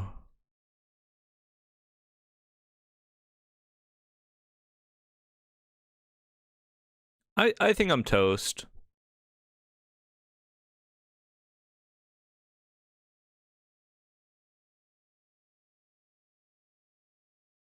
Could just swing in here. Is that crazy? Yeah, that's kind of crazy. Let's just pass. RIP in peace. Almost certainly. Almost certainly. The game 2. Rafello's dying is a pretty huge deal for us. I think our next 3 draws have to be like Forest, 5 mana Nissa, Craterhoof? And even then... Oh, okay. Cryptic Command, tap all my stuff. Well, folks, I kind of think it was a hell of a run. I kind of think it was a hell of a run. I don't think we can be too upset about that. I feel pretty good about that, all things considered. Let's claim our prize. 1,800, made a little bit of a profit. Open our crappy packs here. I don't really care about these prize packs from the draft. That's not really why I do them. I am going to hop into a... This is kind of a nice one, actually. Little Green Sun Zenith. Okay. I'm going to hop into a traditional standard event for the next hour and 20 minutes or so. Might not complete it, just to get some warm-up reps for my F&M tonight. Appreciate you, Mr. Lucky. The one believer. Never forgetty. Okay. Let me make some quick adjustments to my Naya Arc list here. Just to reflect accurately what I'm planning on playing tonight.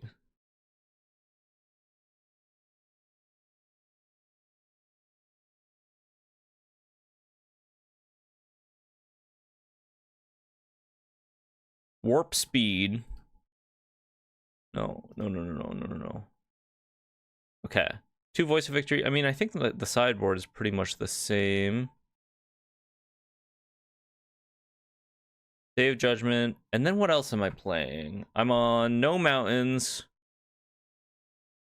2 Ridgeline, 2 Prairie, Conduit Pylon Pit, Bossing Say.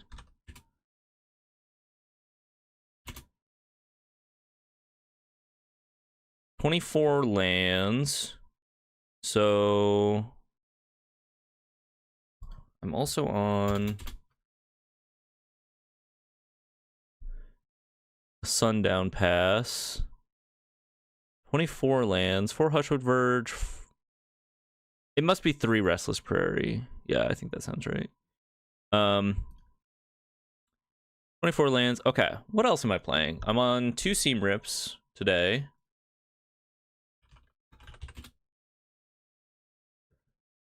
Manila one says Lelia is cool. The Blade Reforged? I love that card for Cube. So fun. 2 Seam Rips. I believe I'm on 2 Sears in the main. Is what these are. 2 Pyroclasms in the side.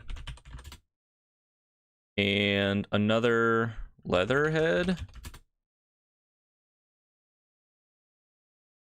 And what else am I playing? Oh, 2 Keen-Eyed Curators. Okay. This is my list today. I put this together last night, just with cards I own. Or 2 nights ago. Don't really remember. Very similar to the Naya Arc builds I played previously on stream or on video. The major change here being, I don't own 4 Ghost Vacuums. I don't own 2 Ooze, just 3 in 1. But I've been curious to try Keen-Eyed Curator anyway. It gives us extra targets for, I guess, the same amount of targets for Dredger's Insight. The big benefit here is, if you have an Arc on the field, every 1 mana you spend to exile stuff from your graveyard, you can just, like, drain your opponent 1, which is, I think, kind of a big deal. The double green is a little tough, maybe-ish, but the fact that it activates for colorless is pretty nice, and we don't have to cast this on turn 2 to be relevant. A couple Day of Judgments in the main, just in case we run into heavy creature matchups up front. We have a Tursa to be able to, like, filter stuff away. I think this looks okay. I maybe would want to play 2 Tursas in the main if I had them, but let's go ahead and try this out. And I feel like it's a little disrespectful to use this card as the icon for the deck when I don't actually have it in here. So let's just, what's the thing that distinguishes this one? Keen-Eyed Curator, I guess. Zach Tesfaye asks, thoughts on Marvel spoilers so far? I think it looks pretty fun. I think they're doing some interesting stuff with equipment, like synergies, which I think is kind of cool. The new Lady Thor, which was spoiled maybe today or yesterday, in Azorius, seems really neat. In combination, obviously, with Thor's Hammer as like a Jeskai equipments list. I think that seems kind of cool.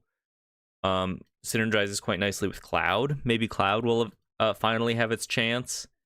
You know, but who knows? It does definitely, like, in the Mythics like realm, the Mythics realm, it gives the vibe of, like, these are just cards that are being printed for EDH in a way, EDH and, like, casuals. You know, not seriously competitive Mythics. Maybe not, I wouldn't say that, like, fully across the board, but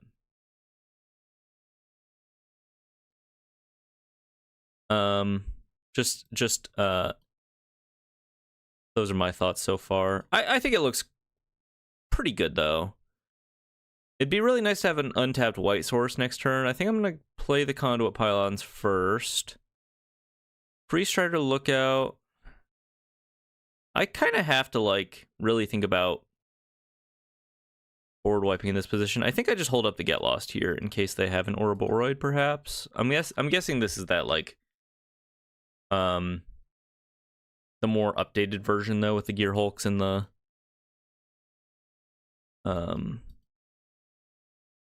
what's the new white card that everyone's playing? We are now playing Standard. Yeah, Cube is over. We ended up going 6-2.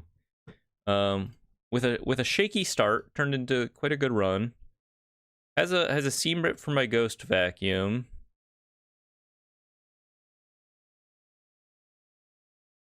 And also has a Shard Mage's Rescue for my Get Lost. I think I'm just gonna pass. Cross my fingers I just eventually draw a white source, I think.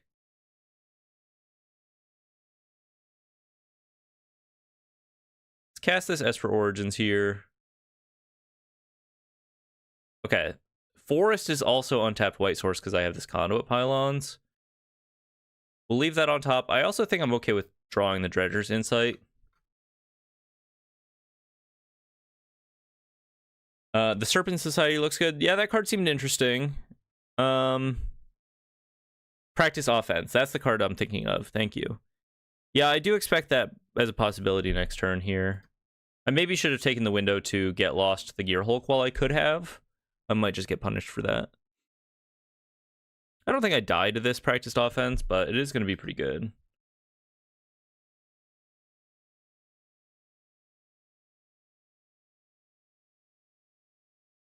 I might get lost the Seam Rip to be able to Ghost Vacuum the practiced offense and take that off the table.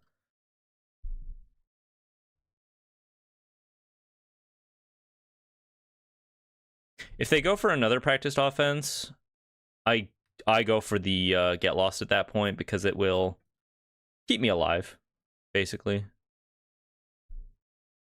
They're tapping Gene Pollinator plus... Oh, they're giving double strike to... Okay, well, I guess I don't care about this that much. I'm going to go to 12 plus 6. I'll go to 2. No, I'll go to 3. I think that's okay.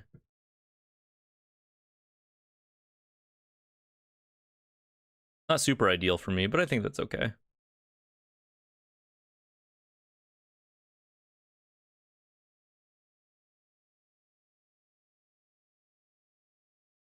Thinking about get lost on the Seam Rip, but I am not going to. Let's just Day of Judgment here.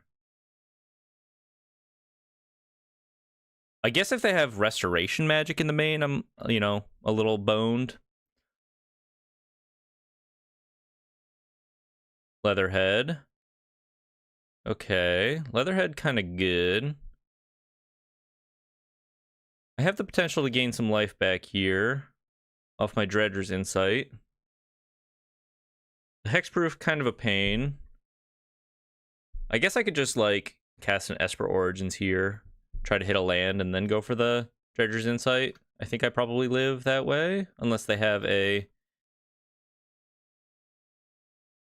Seam Rip in hand.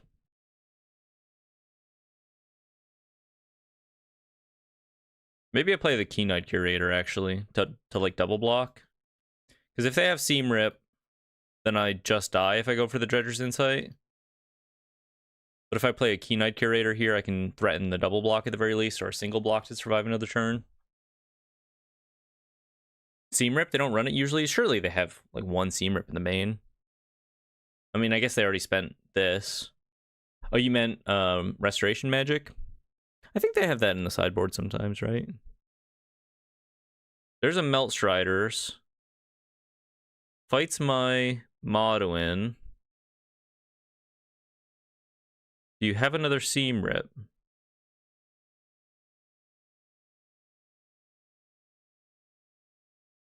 Or another Melt Striders? Paw Patch Recruit. Okay. I'm not dead. Surely you don't swing with Leatherhead here.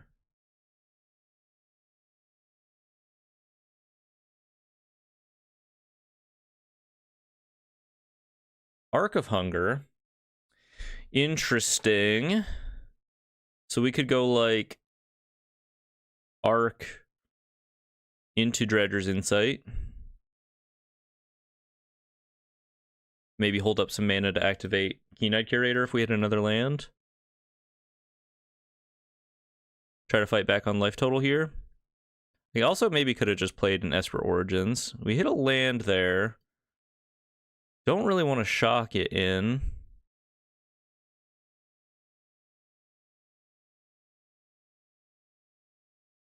Maybe I just like start exiling stuff from my graveyard. Can I make this sorcery, land, artifact creature? Sorcery creature, artifact creature. I guess I can't quite fully keen-eyed quite yet.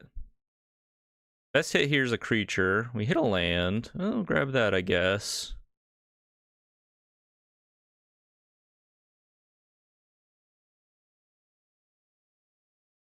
I guess I just play this and die, right? Go to 7. Block here. Take 3. No, I guess I'm not dead yet. Yeah, play this. I'm not dead yet. I'm very close to dying. I kind of have to top deck a board wipe. but I'm not dead yet. On board. I mean, they just need like a... Yeah, I mean, a Seam Rip will definitely do it. Seam Rip will definitely do it. Well, fortunately for me, I have 4 Day of Judgments in the list. 2 Pyroclasms. Could be pretty good. Doorkeeper Thrall also seems like it has potential here. Let's go down. I wonder if Leatherhead of our own is just kind of generically good here. I guess it dies to Gearhulk pretty easily. Heritage Rat kills Gearhulks, which is nice. I think this could be a good matchup. Leatherhead's a real problem for us, though. Let's go down on the free starter lookouts a little bit. Tursa. I think we're more inclined to like be the heavy control angle here with the amount of board wipes we have, I think. Heritage Rack. We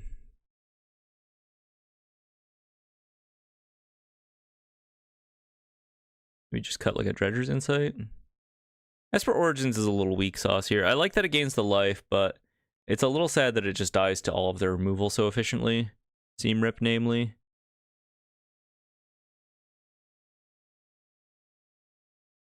Maybe we don't need the Ooze. I'd rather have Ghost Vacuum. Let's try it like this.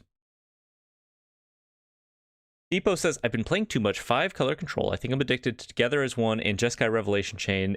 That shit is disgusting when it's just like, okay, we've made it past turn 5. Good luck, you know. I think I'm gonna keep this. It's not bad. Guaranteed board wipe in hand eventually. Esper Origins to try to set up the draws. I mean, if my opponent has a super fast start, what can you do, you know?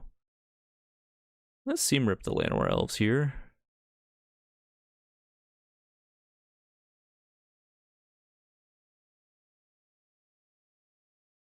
Connor says, have you tried the new 2-mana blot out in deserts?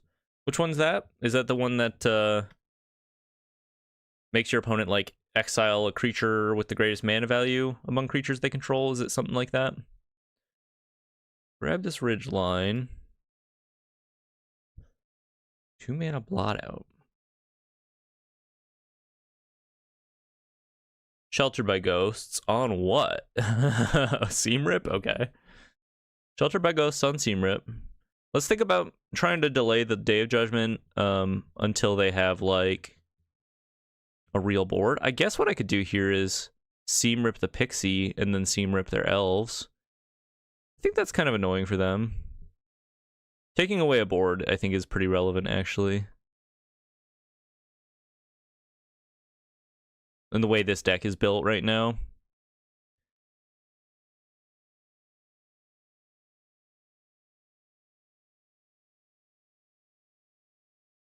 No, I haven't. I think I've maybe tried it as a one-of in certain builds. There's the Leatherhead. We do have a Day of Judgment for the Leatherhead, which is kind of huge for us. I think I just go for this. There's no reason to like keep that around and let it hit me. Even though it's a 1-for-1, I just have to take it off the field. Worst case scenario is they just have another one, but what can you do? Bright Glass Gearhulk. We have a Get Lost for that. End of the Hunt. Yeah. It seems okay. Is it an instant or is it just a sorcery? I can't remember. They go for another Seam Rip here. Interesting. To pick up their Gearhulk? Question mark. Okay. Well, triple arc. Cross our fingers that this hits a land. Does not. Hits a Doorkeeper Thrall. Would have been good. Off to the races. Perhaps. What up, Turd Gobbler? Do you like how I say your name like I'm Alex Jones from InfoWars? Sheltered by Ghosts. Surak. Prime position to draw a Day of Judgment. Pyroclasm, also not bad. I'm just going to rip this. Kill off the Nurturing Pixie here. Activate the Arc. Hit a Get Lost. Yeah, I think I'm okay with that. 1-for-1. Kind of.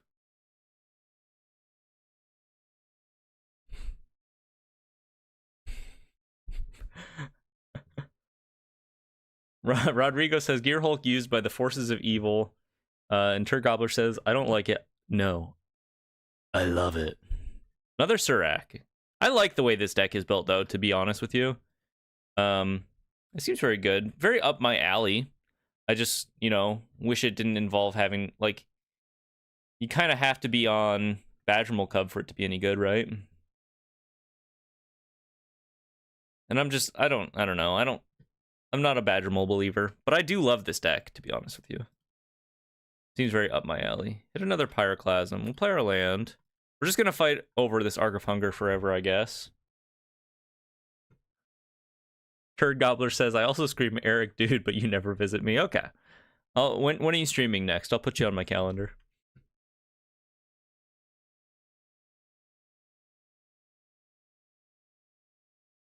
Cub, Gear Hulk. They're running out of material in their list here, I think. Running out of good targets. Gotta be. Grabs a Shard Mage's Rescue and a Zac Fair. Both pretty good. Activate our Arc here. Cross our fingers for a land. There's a land, so let's play second Arc.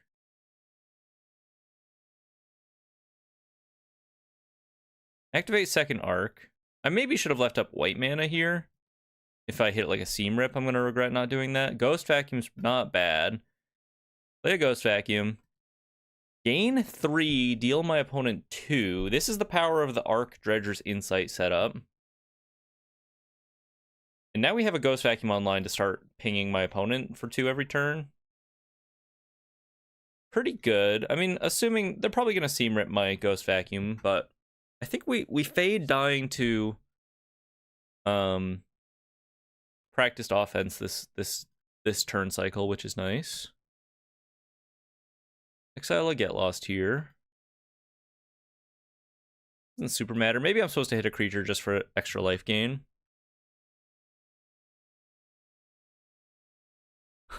Tonight, midnight? That's way past my bedtime. But good luck. Next time you stream during the day, I'll try to hop on. Rodrigo, I found out that it doesn't matter if you have Rip and Play. Mill cards can be played even if they don't hit the graveyard. And I'm like, why? Oh, why? Well, it depends on the card. So Dredger's Insight is an example of something that works through Rest in Peace. But I believe something like Overlord of the Baelmerk does not, because Overlord references your whole graveyard eventually. We drew a Day of Judgment, which is huge. But Dredger's Insight just references selecting from among the milled cards. Is kind of the difference. So it's a little bit of a case-by-case thing. Well, folks, I kind of think we're winning this one now. We've managed to turn it around. Kind of a huge hit for our arcs as well. Huge hits. They do have a Zac Fair to be able to give something indestructible, but they can't save their whole board.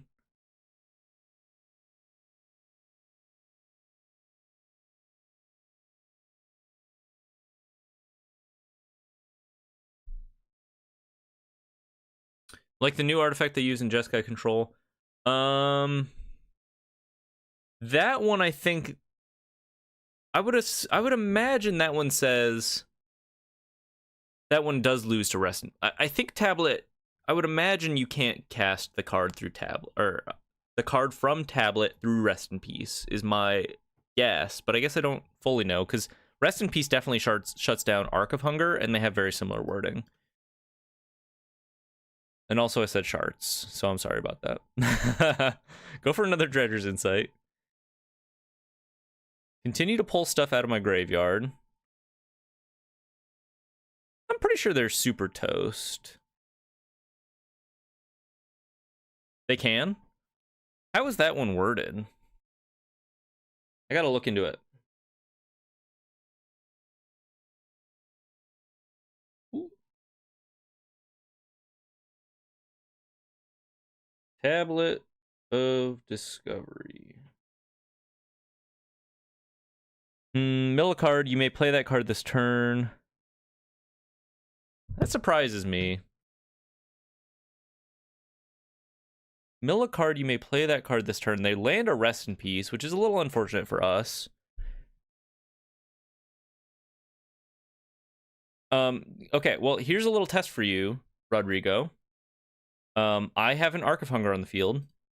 It literally has the same wording as Tablet of Discovery. Mill a card. You may play that card this turn, right? And they have a Rest in Peace on the field. If I activate it, can I play this card this turn? I don't think so. I can. Crazy. Huh. I wonder, because it says you may play that card this turn, it doesn't care about the zone. Okay. We're in business, baby. I eat my words. I was wrong. I'm surprised. Frankly, I'm surprised. Good to know.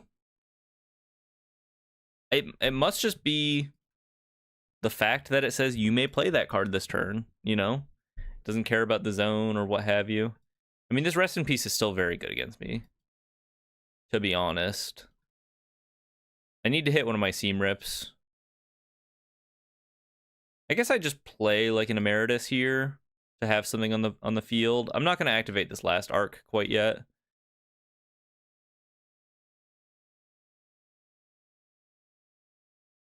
Maybe I swing in with my man lands eventually. I still do have 2 Day of Judgments and 1 Seam Rip. I also could just hit like a Get Lost for the Rest in Peace. Paw Patch. I have 1 Get Lost, 1 Seam Rip, 2 Day of Judgments. It still shuts down my, like, the drain from my arc, which is annoying, but I guess not the card advantage element.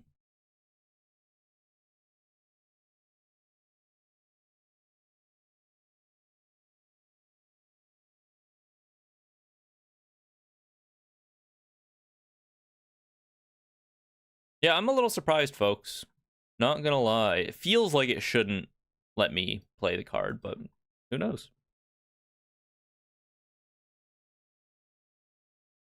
Right. It elaborates on what milling is, but I guess because it doesn't say you may play that card from your graveyard this turn. It just says you may play that card this turn, irrespective of where the card actually ended up.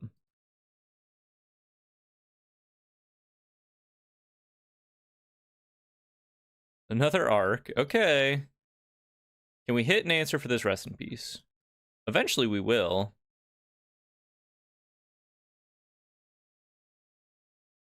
Keen-Eyed Curator. Ain't bad. I'm really afraid of the big Alpha Strike at this point, though. I think I have to... Maybe I should have, like, ripped an Esper Origins to start off this turn to increase the odds of me, like, actually hitting a good card, even though it'll kill the Esper Origins completely. Ghost Vac. Okay. Well, let's just play out our stuff here. Win or lose, I feel like I've had a fun game, so it doesn't really matter to me at this point. In that case, so... Okay, Munella1 asks, if the card gets put into the graveyard and then in the same turn exiled, is it the same card still? No. In that case, definitely 100%. If your opponent doesn't, like, play the card from tablet right away and you manage to get priority and you can Ghost Vacuum the card, for example, they cannot play the card. I'm like 99.99% on that one. A road... I mean, a road is a good hit.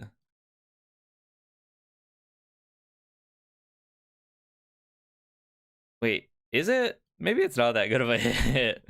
I mean, they have 4 Paw Patch Recruits and a Shard Mage's Rescue. Maybe I should have skipped on the road. Eventually, it could be good. Maybe I'm supposed to swing here. Honestly, I'm just so, like, I don't know. We'll see what happens, but I've already had my fun. Like, I have 4 Arc of Hungers on the field. I don't win or lose. I don't think the outcome of this game matters. I think if they top deck the practice offense, I die. There's not really much I could do about that at this point.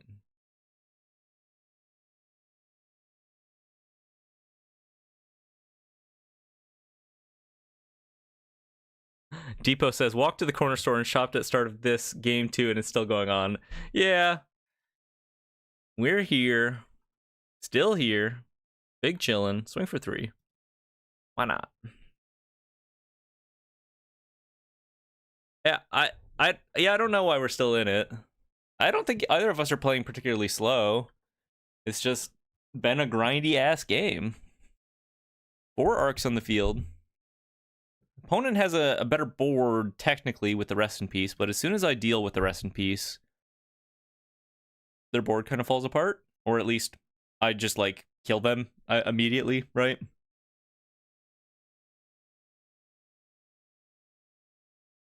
I think I'm happy with this trade. Less material on their side of the field is good for me. It's really nice to see Gear Hulk have its time in the sun. I've been playing, like, I was playing right when Aether Drift came out, I want to say, 4 Bright Glass Gear Hulk, 4 Paw Patch, Shard Mage's Rescue, Seam Rips. I mean, I guess Seam Rip hadn't been printed yet, but I've been playing this shit for so long in Standard. It's really nice to see it have its, like, moment in the sun. It's not like a 2 of or a 3 of. Like, this is a Gear Hulk deck, baby. And it's really good. We'll take this trade.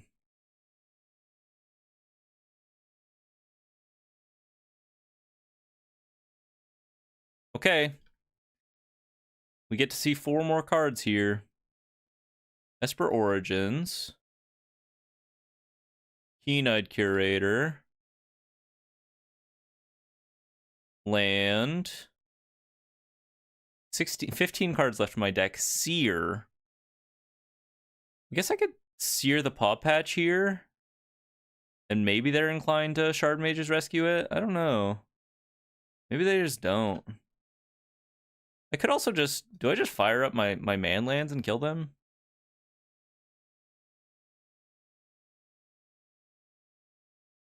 If I go like... Hold on. I probably should have played this Pylons first. If I go... Dredger's Insight. Skip on that. If I go 1, 2, 3, 4, 5, 6, 7, 8, fire up both of the ridge lines, swing in, Seer the Paw Patch, they have to Shard Mage's Rescue and chump with it. But then I don't get to cast an Erode through all of that, unfortunately. If I'm 1 short of also being able to cast the Erode on the Bright Glass Gear Hulk, which is kind of crazy.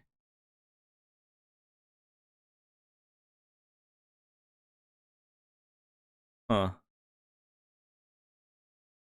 I guess I don't die to this Gear Hulk, though, next turn, right? Unless they draw Practiced Offense, but I think I die to that anyway.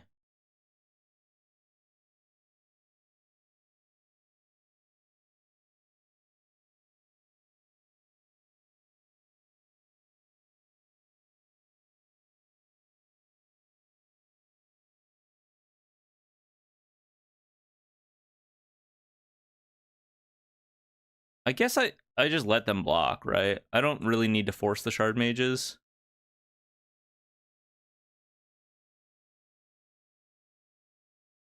It gives Gear Hulk another counter.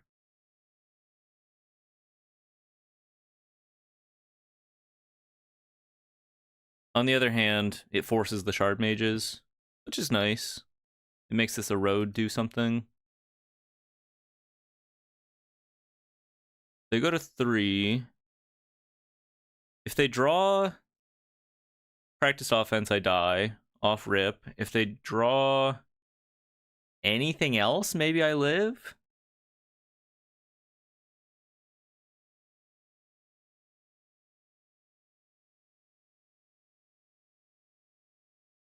Paw Patch. We don't care about that. Wow, we are still in this game, huh? Free Strider Lookout. Alright. Where's my board wipe?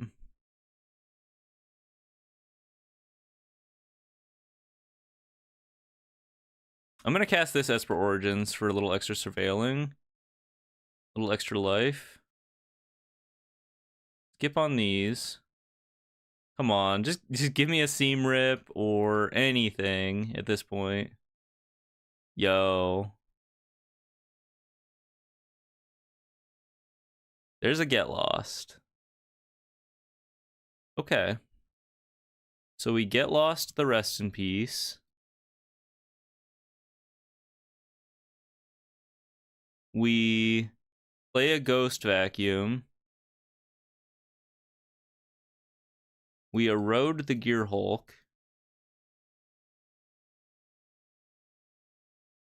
They get some counters.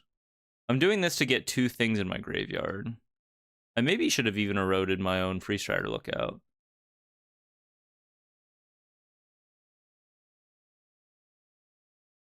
But they are just dead now. I don't think they can do anything about this. Exile my erode and kill you? This deck is so interesting. 4 Arc of Hungers goes crazy.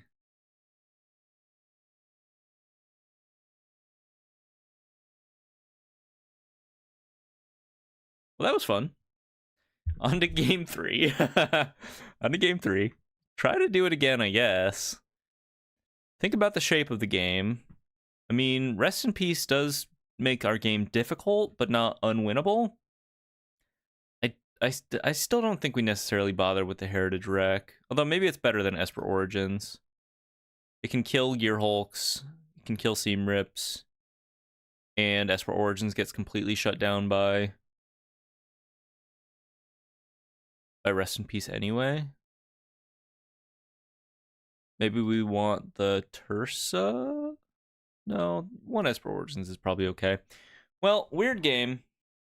Let's try to do it again. Try to do it again. What a weird game. I'm excited to play this deck in paper, although I think the tracking of the life totals is going to be going to take up probably half the time, if I had to guess. It's nice that Arena does it for me here.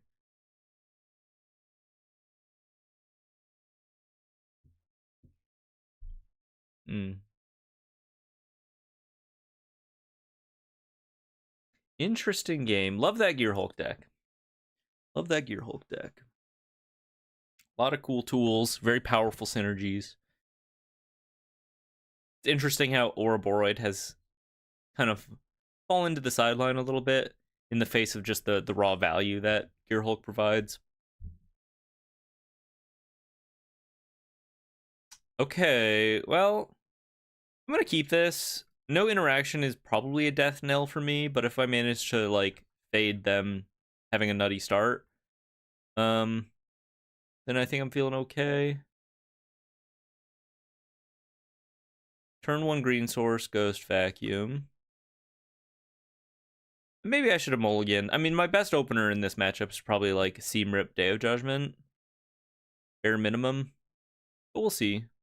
They could just have like all dorks in hand. I also have Pyroclasms in my list. Keen-Eyed for my opponent. Not that good. Another Ghost Vacuum. Not super good. Try to hit a land here, I think.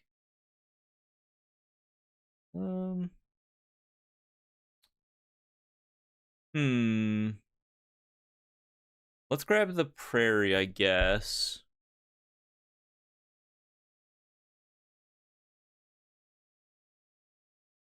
Gives me double green eventually for the Keen-Eyed Curator. I can play this next turn. I mean, best draw right now is just Pyroclasm, I suppose. Seam Rip would be okay.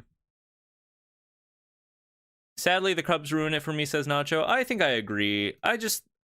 This card just leaves such a bad taste in my mouth. For standard, this to me just doesn't feel like what a standard aggro deck should be like. In that, like, it does have very aggressive starts, but it also has like very high mana starts, which is just a very weird place to be. Triple Ghost Vacuum is not super ideal for us. I guess we play them. Eventually, they're very good once we get the arcs online. So maybe this is okay.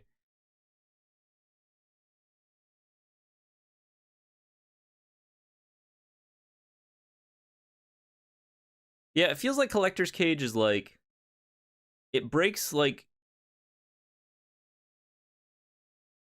mana parity in a way that like creature strategy cards should break it, and not the way that Badgermole Cub does. Like, Cage demands that you have a board to pay it off, basically. Otherwise, it's okay. Counter every turn for 1 mana.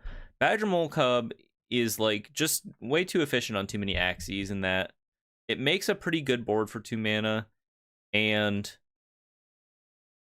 just like threatens to go crazy, you know? Them holding up mana to answer my arcs is pretty good. They just eat my graveyard here, and I'm pretty sad. Oh, they don't. Okay, that was a small mistake for them, I think. I don't think I survive anyway, but I do think that was a mistake. They should have just responded by eating my graveyard.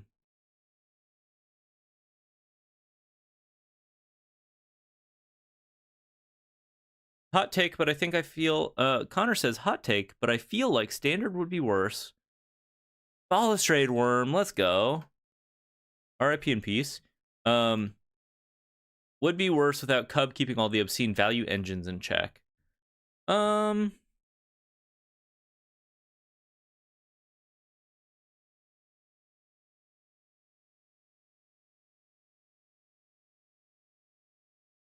don't know.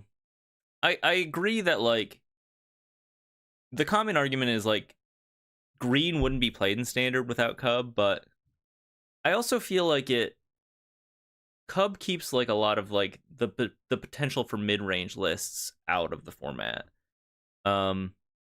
Specifically not blue mid-range lists.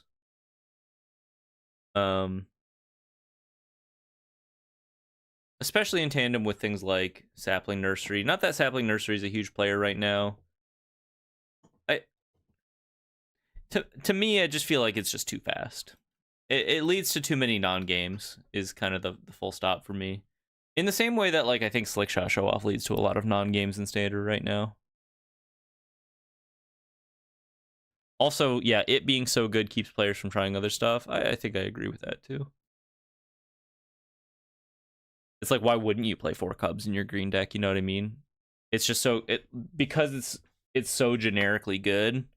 It's not just a ramp card, right? It clearly is excelling in, like, aggro strategies too.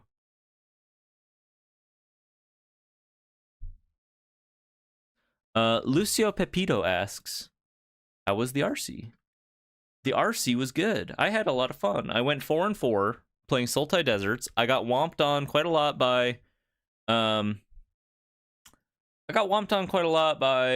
Is It decks, but womped on control decks is kind of how it went. I lost 3 of my losses were to Is It. This is a cool combination. 3 of my losses were to Is It. 2 of them, well, and 1 of them was to Mardu discard. And then I beat 3 control decks, and then what else did I beat? Boros Mobilize? Maybe I should have played Leatherhead there. I think I like taking this out, though. I also get to do crimes. This is going to be attacking next turn. Do I care about blocking? No, I guess I just attack.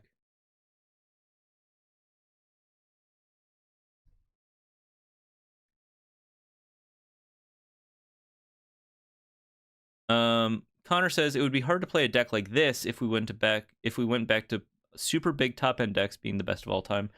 Like the deck I'm playing right now, the way I look at what I'm doing now is that it is kind of a super big top end deck. Like, the most ideal scenario is, for me, is the game goes long and they don't have graveyard hate, right? And I just, like, eventually have 2 arcs on the field and just kill my opponent. Maybe I have the assessment of that wrong, but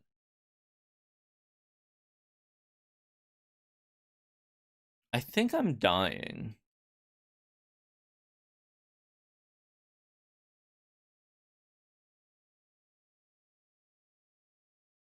I think I have to chump the Squire here.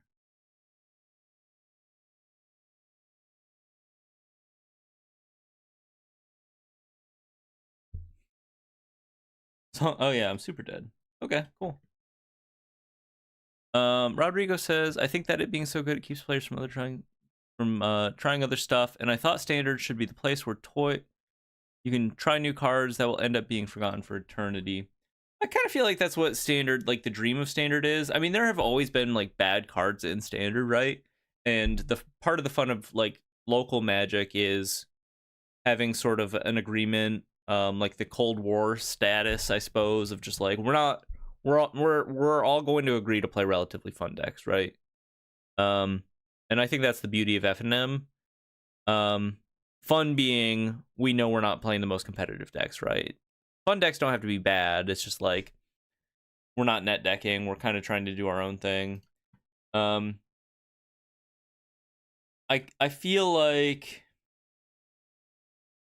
Keeper Thrall seems good. I feel like the problem with Cub is just it's just too generically powerful in a way that like green kind of needs, to be honest with you. Like green needs that. But I don't know. I don't have all the answers. I don't think Standard's really gonna like change or go back to the way it ever was. I think there's kind of no going back at this point, just because they've kind of committed to putting a lot of new sets in Standard. And if they spend the next like say they spend the next 2 years trying to fix Standard by printing weaker cards, which kind of seems like the only way to like fix Standard, they're not going to sell those sets. You know what I mean? They'd have to, I think, take some drastic action to really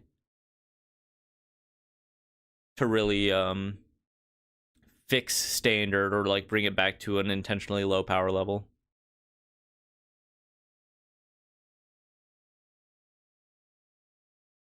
I guess my thought would be that something like Jeskai Rev would just overpower all of the other big value decks like yours by going bigger, but I definitely could be wrong.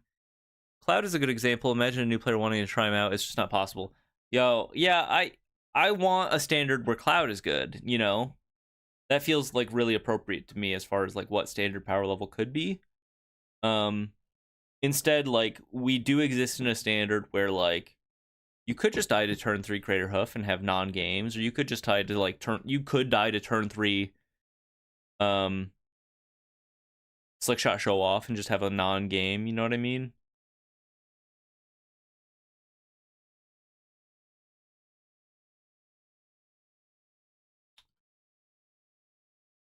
This setup seems pretty good for us.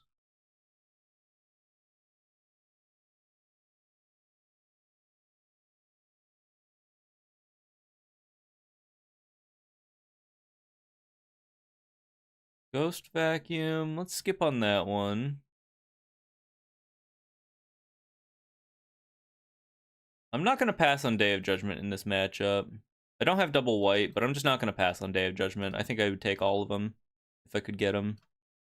Maybe I'm not even supposed to attack there, to be honest. I'm kind of just like, I'm a little asleep at the wheel here.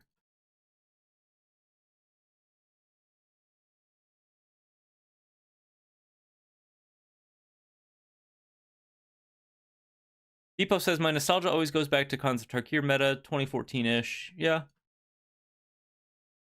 Yeah, I'm kind of in that same ballpark too.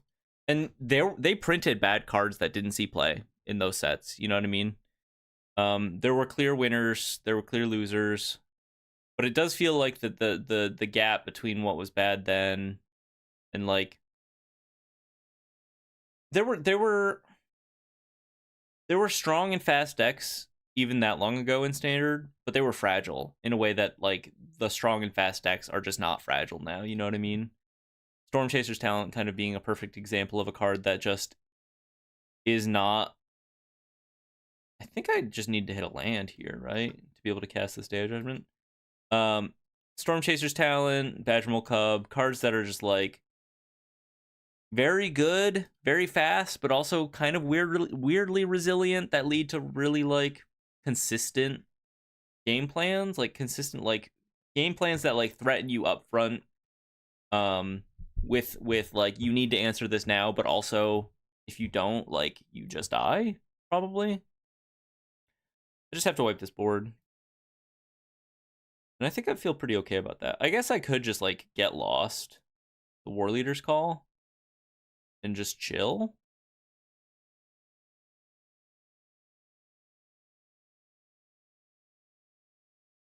Yeah, that's a good point, Nacho. It's like ramp for a long time has felt like a strategy that was accessible to all players, but now it's like now you need to drop $200 on your standard deck to like play the best card, or you're just going to be doing something that's like clearly worse. Maybe I just wipe this board.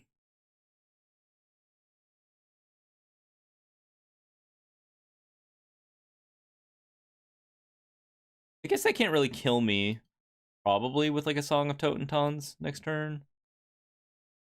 Okay, we'll go for the get lost on the War Leader's call here. Play a Dredger's Insight.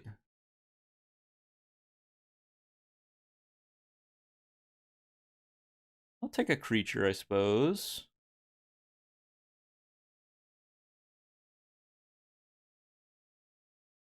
I'm just going to play this tapped, because I think I'm probably going to wipe the board next turn.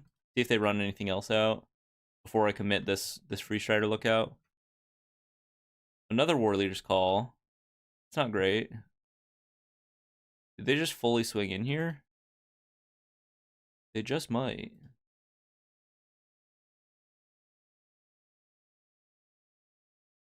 Maybe I was supposed to wipe the board. Yeah, they just fully swing in. Hit me for 8 off the top.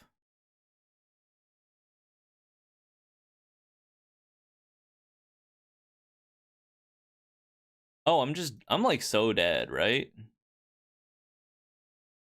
I can gain a little life. Yeah, wow, I am just so dead. Guess I should have wiped the board. Oops. We're learning, we're learning.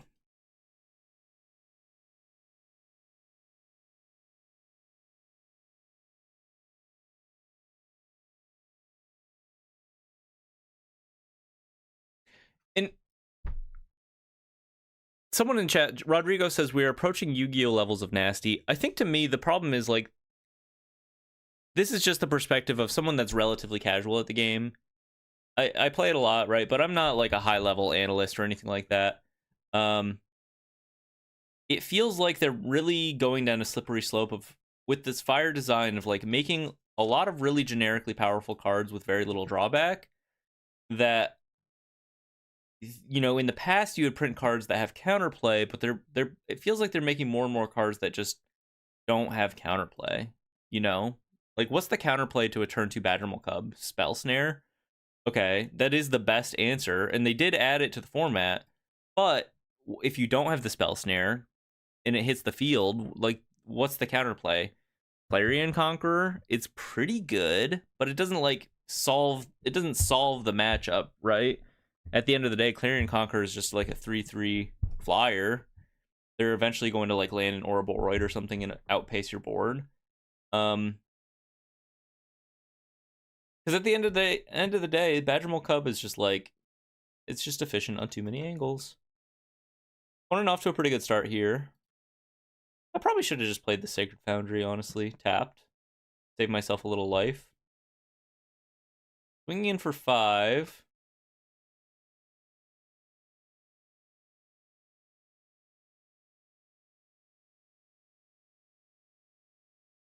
Yeah, more and more Standard feels like, okay, you have to have something on turn 1, 2, and 3 to like have any sort of chance in the game, which I don't think is necessarily a bad thing. But it definitely leads to more one-sided games.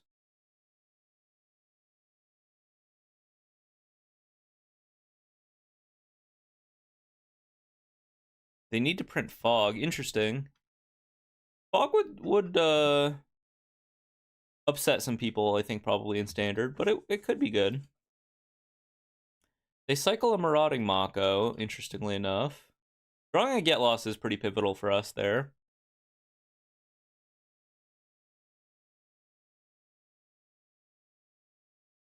Chalks themselves for what?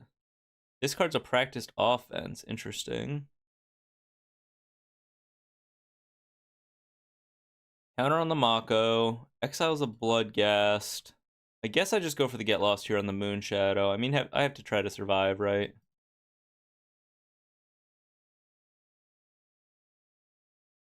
I probably die to this Bloodghast pretty soon here, though.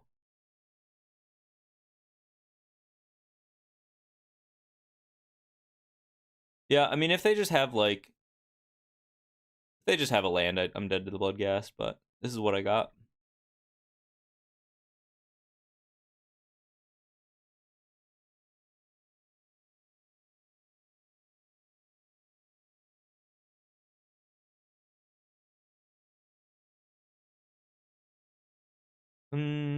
Okay. Pretty rough start for us there. Day of Judgments.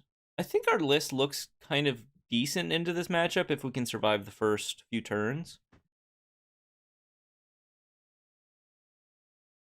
If we can survive the first few turns. Let's go down. Cut a Leatherhead, cut an Arc.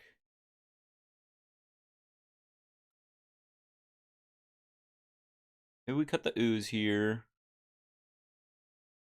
Pyroclasm has its place, even though their creatures get pretty large pretty quickly. It's not bad on turn 2 on the draw, probably, though. Could be good in tandem with the Seer, maybe? Maybe we just cut a Tursa? Try it like that.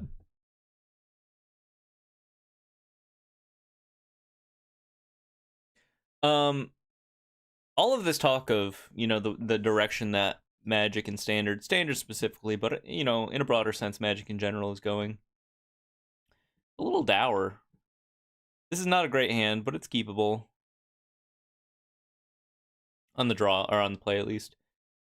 We do need to hit a third land drop. Ideally, we draw an untapped source, and it's very good. It's a little dour. I don't know. Are there any good alternatives to Magic, though? Legitimate question.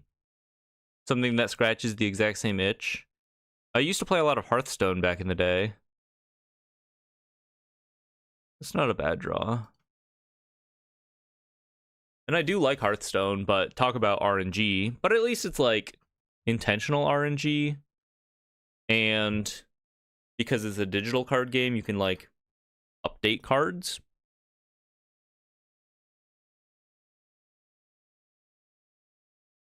Bye, Nacho. Good to see ya. Thanks for hanging out. Appreciate ya. Practiced offense. Ripping it. I guess we'll avoid taking the damage here. Be nice if I had some torches for this matchup. Not the end of the world.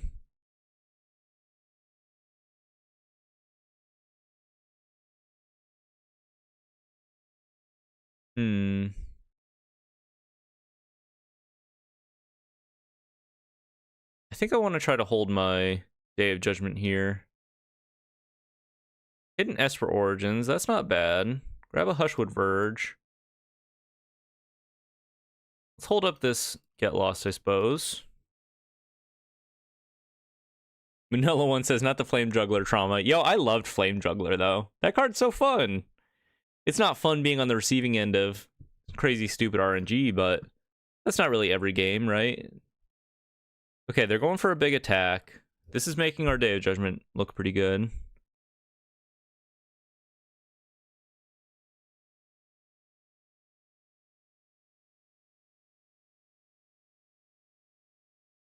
Practiced offense on the Hardened Academic. Counter on the Hardened Academic. Okay. Double strike here. Swing it in. Well, we do have a Get Lost, fortunately. Get another counter on the Moonshadow. Eternal. Oh. I vaguely remember playing a bit of Eternal. That one's the one designed by LSV, right? or at least he had a hand in the design.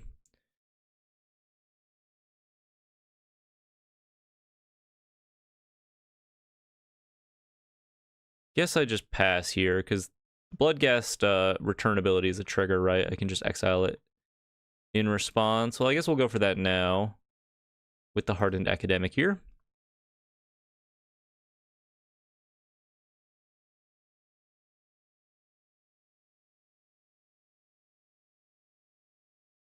Ooh, reveals a practiced offense, puts it in their graveyard. Pretty big Academic here. Inti on top. Swings for 4. Tough.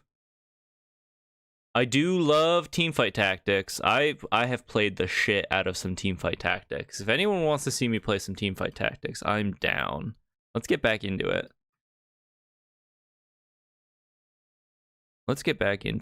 I think I just have to cast this Esper Origins, which is not great. Best hit's like a Seam Rip here, right? Emeritus. Do I have a... Oh, I have a Get Lost in my graveyard. So I go land. I guess I get double green next turn. So we do want to draw the Emeritus here.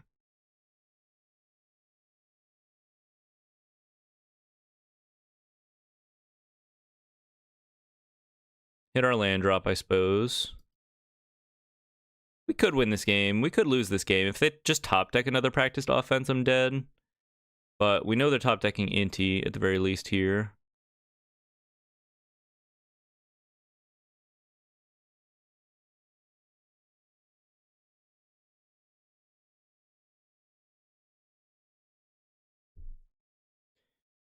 Yeah, auto battlers are fun. Was playing a Heroes of Might and Magic one on Steam called Heroes Hour.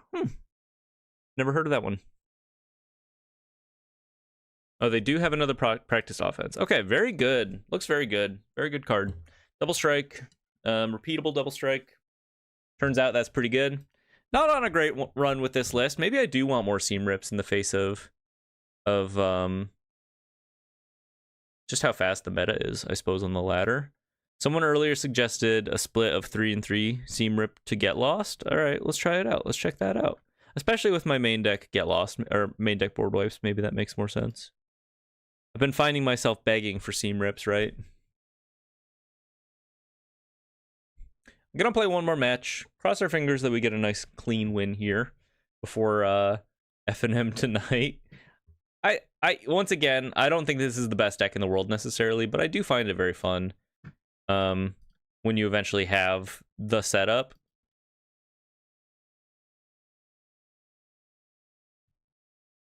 Opponent moles.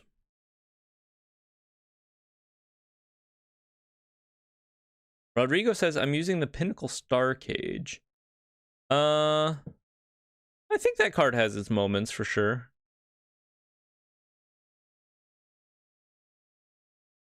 Day of Judgment. Jonas says, I want to see like 2 arcs. Yeah, 2 arcs, the dream. Erode isn't too bad against aggro. I agree.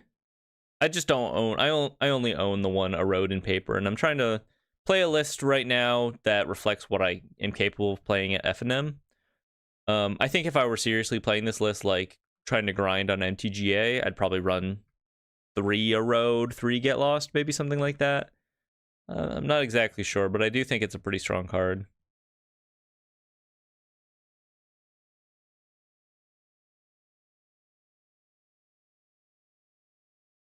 I think, to me, like, Arc of Hunger, I keep finding myself wanting it to not be a Boros card. Like, if it was like a, and this is just wishful thinking, I suppose, but if it was like a, Golgari card, it would be nuts. You know what I mean? There's so many ways to abuse things coming and going. It kind of feels like an Insidious Roots, I suppose, you know what I mean? But the potential of just, like, having access to, like, a Golgari artifact that generates card advantage, and specifically in those colors, would make building around it, I feel like, a lot easier. Boros is kind of a tough sell as far as like the way the removal lines up and how you kind of have to go out of your way into other colors to really abuse it, I think. Esper Origins being particularly good. Things like the Emeritus of Abundance, having to play 3 colors really. I mean, I've played like 2-color Arc decks for sure. Speak of the Devil. I just think it's Boros doesn't exactly have all the right tools. I'm assuming my opponent's repping a Crab here, but I'm just going to go for the Arc. See if they have any sort of interaction. Spell Pierce. That's pretty damn good against my Arc of Hunger. Pass it to ya. Prismari Charm. I mean, we have a lot of main deck graveyard hate. A lot of graveyard hate across the board. Would have been nice if that lined up a little sooner here. Earth Elemental. You have the Sunderflock. I mean, even if they do, I think I want them to cast the Sunderflock, right? Unlock the Day of Judgment being pretty good here. Seam Rip is a dead card in this kind of matchup, unfortunately. Big ups to a road.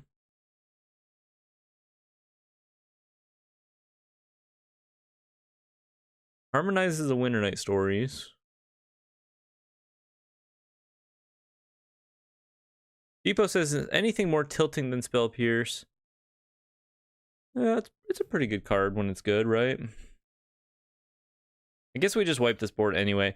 Or maybe I just go for the Get Lost first, and then wipe the board when they eventually, like, Sunderflock, right? Oh, I hit a Pit of Offerings off of my Free Strider Lookout. Okay, I guess that's what it's there for. Start to exile your graveyard a little bit. I feel pretty good about that.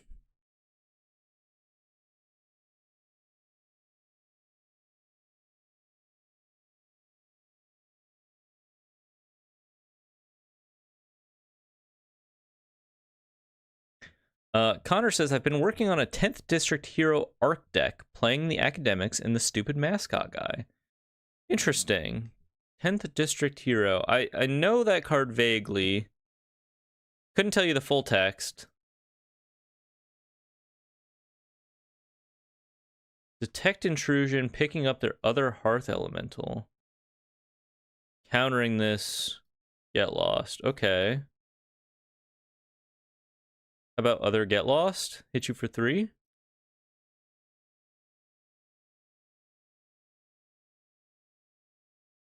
Depot says, I always feel like you have to treat one man open as a bluff, and then it's not.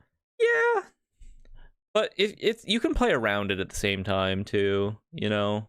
Like, even if they're not bluffing, like, bluff or not, usually it's pretty good to play around it. I didn't because, you know, game 1 especially, sometimes they just don't have it. Turns out they're on double Spell Pierce here. Well, we lived the dream scenario. They Sunderflock, we board wipe, replay our Free Strider Lookout here. They're pretty light on mana. They can't double Crab, which is nice, but they could single Crab next turn. Spell Pierce is definitely one of those punch-up cards, but there are definitely boards where it's like Spell Pierce is actually just a dead card at the same time. So a little feast or famine. Shocks and Esteem Vents, Threatening Crab. We draw a Keen-Eyed Curator. 1, 2, 3, 4, 5, 6, 7, 8. And I can actually do a pretty big chunk into their graveyard here. I could also just go for lethal. What's better? Probably better to chunk into their graveyard. Because if they have like a Seer or something, I'm just dead. Not dead, sorry. But they stop my attack, right? They Seer or Crab or anything like that. I think I'd rather just hit them for 3, threaten future lethal with my man lands, and play my Keen-Eyed Curator here. I think they're going to go for the Crab if they have it. The nice thing about having man lands, though, is I could, in response to this Crab, like, I still have an opportunity to fire up a man land here and swing, which is maybe not the worst position to be in. 1, 2, 3, 4, 5, 6, 7, 8. It would be nice to be able to swing with 2 lands, but I can't. So we'll just accept this happening. What up, Jay Say there? Appreciate you stopping by. Or coming back here, rather. Gonna be done after this match, just a heads up.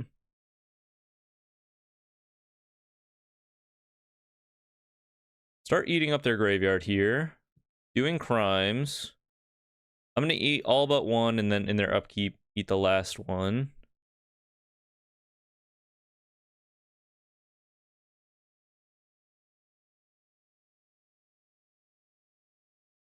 Someone in my Discord, Large Fish, was mentioning, I believe at some point, 10th District Hero as an option to play with Arc.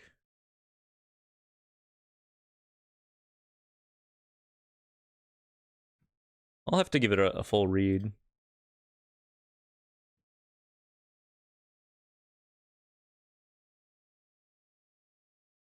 Do crimes.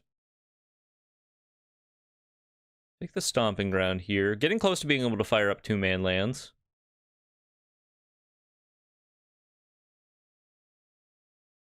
Well, I appreciate you coming back, Jay Sather. I don't know. Were you there for the end of it? We ended up going 6-2 in that draft, the Powered Cube draft, which is kind of crazy if you think about it. I think started off 0-2, won 6 in a row. Pretty good finish. Not the full 7-2, but what can you do?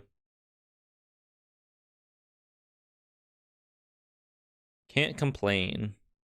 Opponent has a Prismari Charm. Surveil to draw.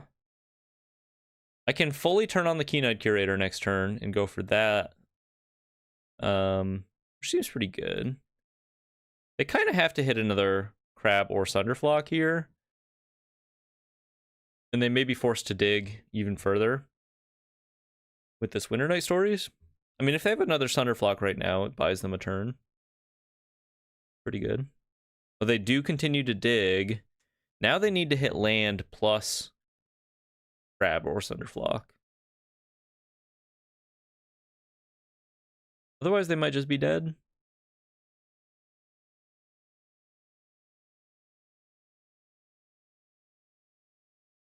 I've always felt like Day of Judgment's pretty good against this deck. If they overinvest. Like, even it just, like, being able to 2-for-1 2 of their big creatures is a pretty big blow against them because they have relatively few win cons. Buys you a lot of time if you manage to board wipe. They are dead here by cracking this map, I believe. This is the admission that they have nothing going on. Unless they have, like, an Into the Floodmaw as their last card. Another Keen-Eyed Curator. Let's fire up the Ridgeline. And then I attack with all 3 here, giving the buff to the Free Strider Lookout.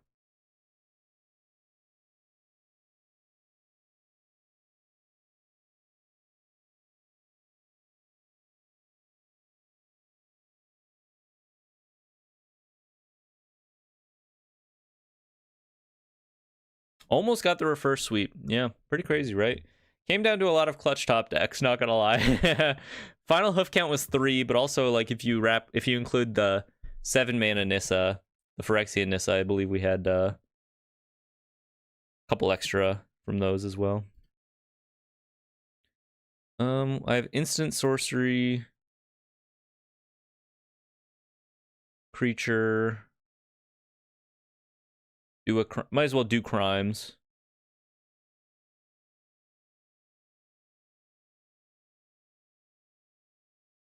Land.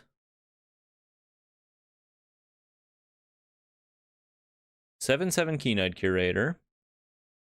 Does my opponent have a bounce off or something? Into the Floodmaw. They do. It's not the end of the world, though. They kill off my guy. Replay the Curator. And now I have enough mana to swing with 2 man lands, though. Depot says Nissa seemed really prevalent too. Did you have a way to tutor her? No, I just got lucky, like over and over, hitting my 5-mana Nissa, which was probably turned out to be the best individual like player in my deck for sure.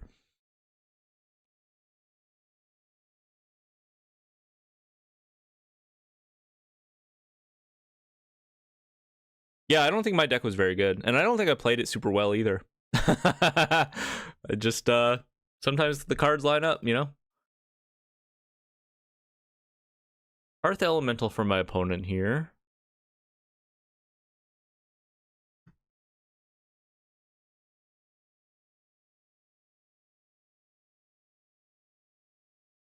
They can't really attack me. I can't really attack them if they hold back blocks. I think.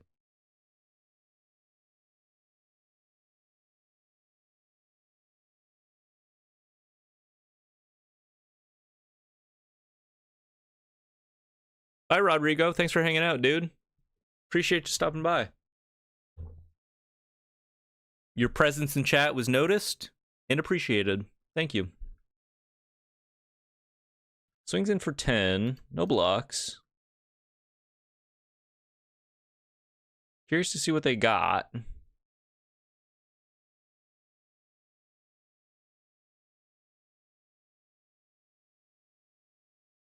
Curious to see what they got.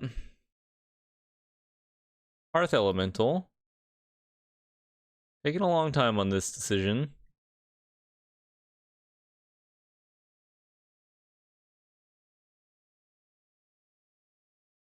Cracks a map on the Hearth Elemental. Bounce off on top. Leaving it there. 2 mana available. I mean, if they have Crab, they have Crab. We draw a Tursa. Tursa's just as good, pretty much, as firing up a man land here, right? Jay Sather asks, are you tired of running into Izzet and landfall on the ladder yet? Izzet, no. I don't really mind running into Izzet. I don't really have respect for Izzet players. That sounds mean, but it's like, okay, it's Izzet, you know, you just net decked, whatever, and that's fine. I don't want to say I don't have respect. It's just like, just because you're playing Izzet doesn't necessarily mean you're gonna win. I think it can be a tough deck to pilot, so when I queue up against it, I'm just like, yeah, maybe you're just one of the bad ones, you know? Is maybe the, I don't know. I'm not saying all Izzet players are worthy of disrespect, but like, that's just kind of maybe what I'm thinking when I'm like, oh, okay, we're up against Izzet, could be okay. Well, pretty good hits here. So I go for the erode. Oh, I accidentally cast the Esper Origins. I did not mean to do that. Too busy walking and talking. Well, I mean, I still could just win if they don't have an answer to this erode. If they do have a Crab, then I am dead. But I'm pretty sure that's how it's always been. I did not mean to cast that Esper Origins. I would have fired up a man land. Or been able to fire up a man land for blocks.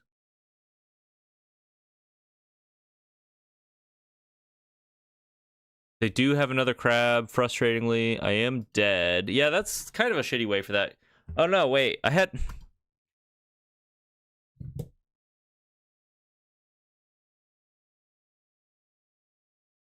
the mana to cast the Esper Origins. I had the mana to cast the Esper Origins. That was my bad, y'all. I shouldn't have scooped that.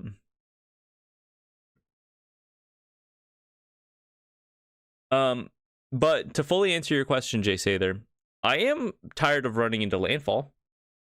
I think that deck is very one-trick pony and easy to pick up in a way that the Izzet decks aren't necessarily, and leads to a lot of like, well, you just happen to have it and there's no recourse games. And I find that a matchup to be pretty unbearable with all of the kinds of like mid-range strategies that I tend to play are very soft into it. So yeah, I'm pretty tired of seeing the landfall decks. Bring in the Surax, bring in a Leatherhead, part 2. I think they're pretty okay here. Go up the Day of Judgments, go down the Seam Rips. Go down the Sears. Graveyard Hate, pretty good here. Go down an arc, go down a... I feel like my creatures are pretty likely to be bad here in a way. Surak's clearly pretty good. I think Lookout, we're incentivized to have a hand that's like Ghost Vacuum plus Lookout. I think that's okay. Doorkeeper Thrall seems pretty good. Maybe we only want like 3 Day of Judgment. Try it like that. Depot says, at least Selesnya Landfall takes some more brains. Yeah. I don't really see the argument. It's like you play out your cards on curve for the most part, and oh, you have a turn 2 Earthbender Ascension into turn 3 Ice Till into turn 4 Might Farm Harmonizer. How novel. It's like how 90% of the games go. All of that is to say, Petrified Hamlet, yeah, maybe I should explore that as an option. All of that is to say, there's not that much of a point of complaining about it too much. I'm just one guy in a sea of Magic players, and I take what I can get, and I try to not think about what I can't change too much.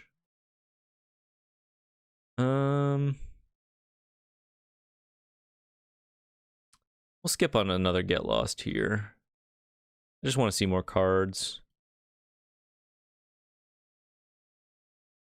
See more cards. I'd like to hit Graveyard Hate, but perhaps not.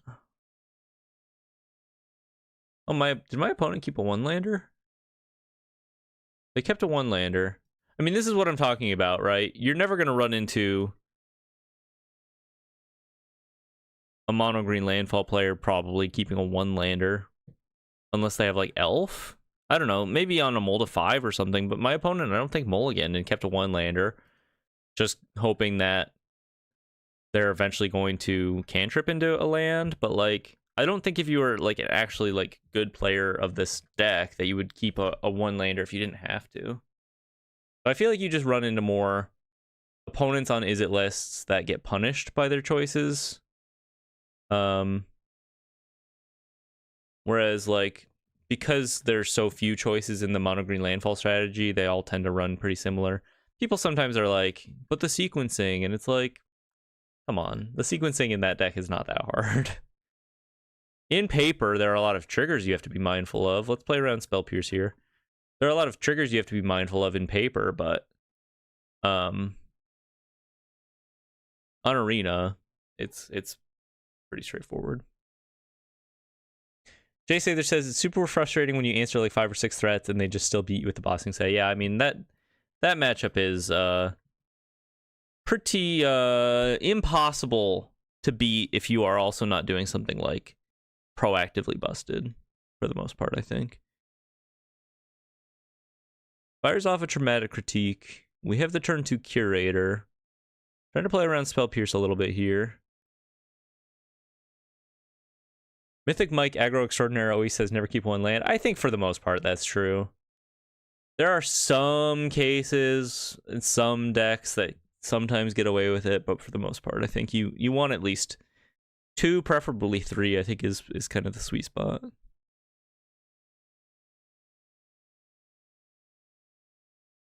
Into the Flood Maw, my Curator. Giga Storm Titan. Okay. Huh.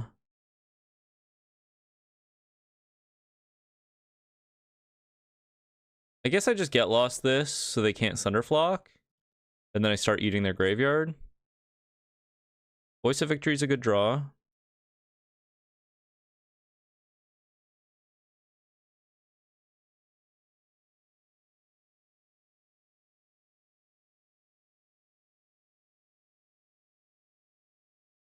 I don't think it really matters when I fire this off. I haven't seen Flow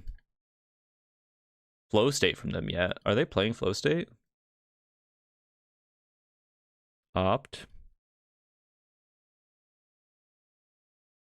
I think I'm just going to try to fight their graveyard here. Sleight of Hand. Maybe it's too late, but if I untap with the Keen-Eyed Curator and a bunch of mana, probably my best thing I can do is just eat their graveyard, right? I could also just like try to go for a Surak, fight them, but if I go for that, their creatures are just like bigger than what I have, right? Could also go for a Voice of Victory here. I'm gonna go for the Keen-Eyed Curator. Yeah, I think so. They could have a Spell Snare. They do have a Spell Snare. Okay. R.I.P. in peace. Well, I guess they are like way online now, so I might as well hold up the Ghost Vacuum activation.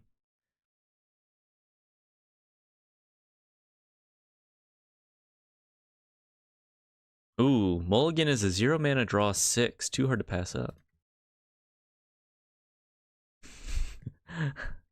Vanilla 1 says each time you lose, put a land in. Each time you win, take one out. That's a pretty good strategy. That's a pretty good strategy. Eventually you'll just like wait, hold on. Each time you lose, put a land in. Each time you win, take one out. What if you lose because you flooded? So you just keep putting more and more lands in and then keep losing?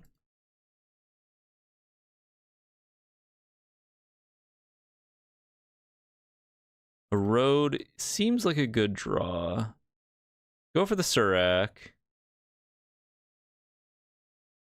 I think I'd rather do this than the Voice of Victory here. Uncounterable. Hold up the Erode. Just continue to pass. I think I eventually meaningfully chip away at their graveyard, maybe. Eddie Mert Crab.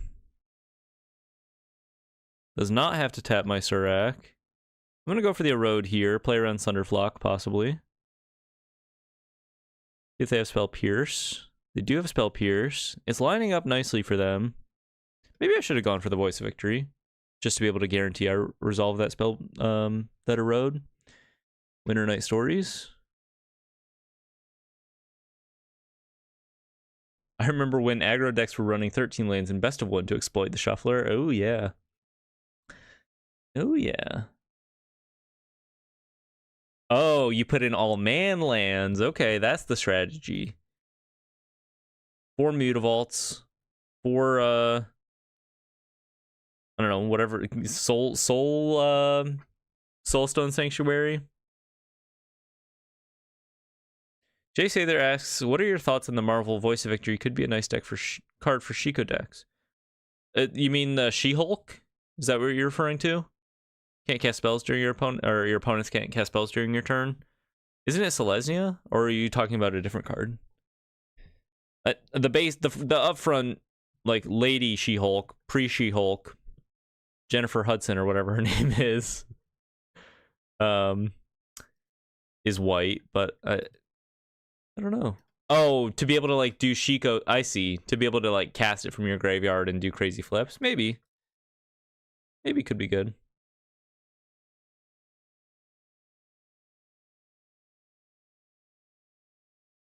Ooh, Keen-Eyed Curator. Doesn't matter. Huh.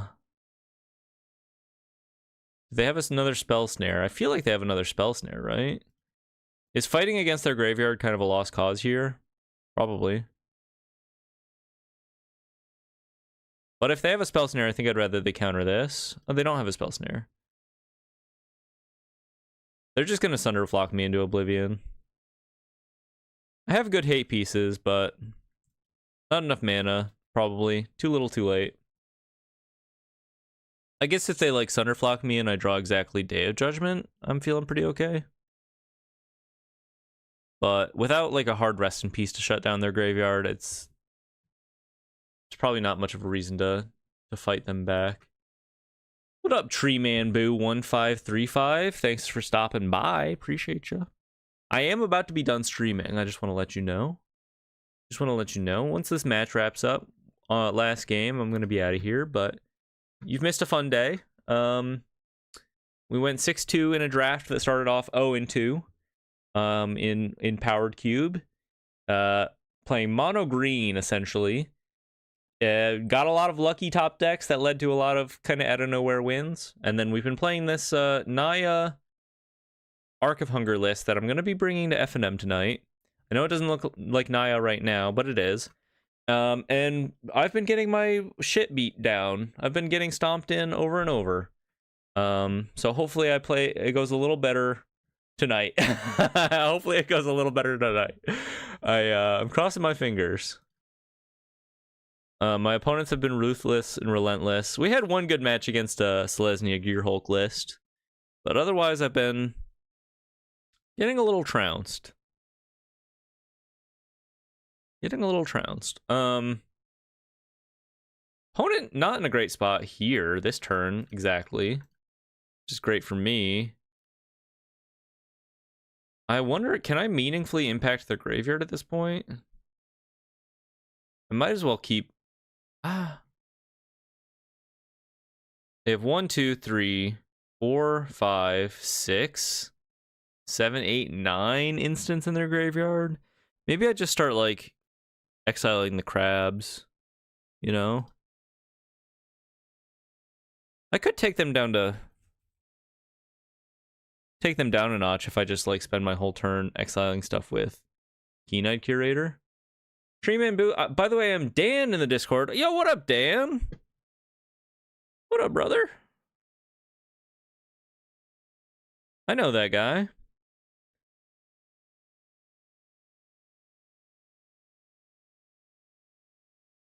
I think I'm going to continue to eat up stuff in their graveyard. Why not? Instant. Oh, Leatherhead. Interesting. Instant, land, creature. Yeah, I can't turn on Keen-Eyed Curator because all of their sorceries are gone. Unfortunately.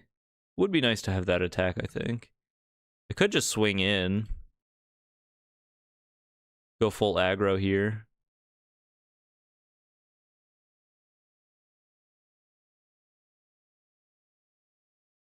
They block probably Surak or Voice of Victory and then take 7. And then I play Leatherhead.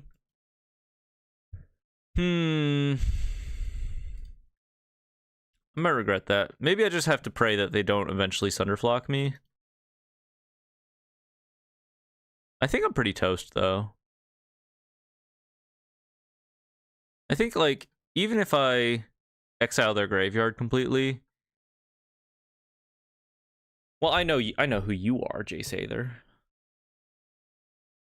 I know who you are. Don't worry about it. I know everyone. I'm always watching. Sleight of hand. There's a sorcery for my Keen-Eyed Curator.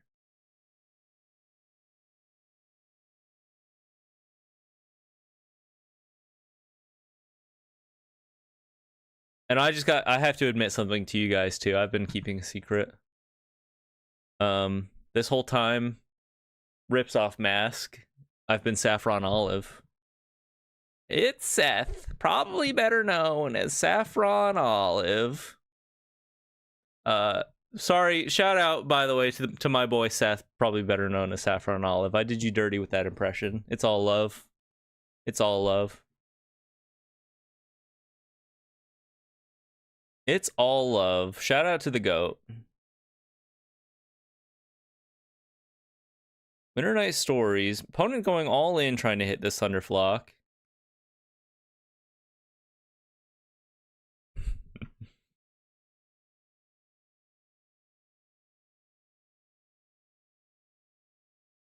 Opponent going all in. Do they hit the land Thunderflock? Surely. 1,000,000 cards deep. You kind of look like Simo the Yu-Gi-Oh YouTuber. I don't know who that is. Well, no Thunderflock for my opponent. Just 1,000,000 Hearth Elementals. I have a pretty good attack with the Restless Prairie if I... They do hit a Thunderflock off the Firebrain scheme. They can cast it next turn. Interesting. I do have a pretty good attack with Restless Prairie here. I think. Exile the Crab. Their graveyard is a lost cause. Day of Judgment. Oh. Huh. Do I just Day of Judgment the board now? Am I winning that game? It keeps them from casting the Thunderflock, probably. we've seen 1, 2, 3 crabs, 3 hearth elementals, 2 titans. They're running out of win cons is the thing. I think the problem with like me not Day of Judgment doging right now is if I don't do it, they Sunderflock me and then they have counter magic backup and I just lose that game, right?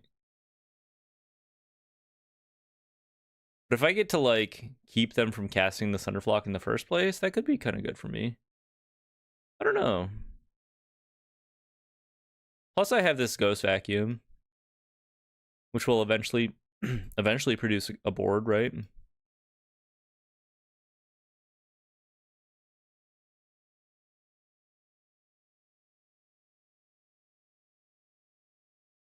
Worst case scenario, yeah, they just have like another elemental, but it is what it is. This is literally their last crab.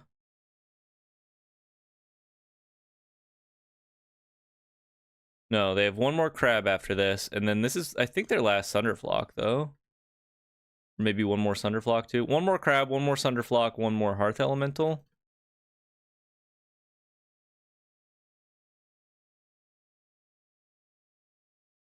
Oh, what a touching moment in chat, Turd Gobbler.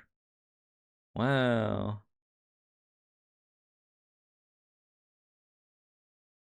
On to a land. Cast Esper Origins. We're trying to dig for another board wipe here, I think.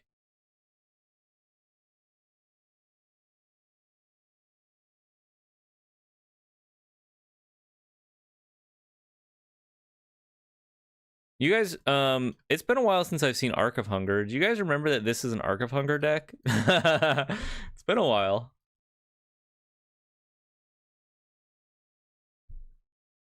I kind of forgot we were playing an Arc of Hunger deck. To be real with you.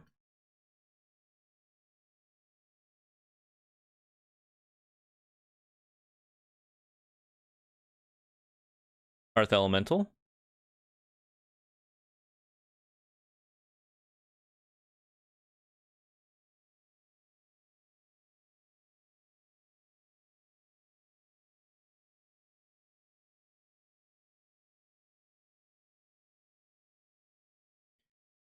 Well, we need the top deck of the century, and we need them to not have interaction. I think that's pretty much all we've got. If they don't have, like, if I draw Day of Judgment and they don't have Spell Pierce, then I probably win.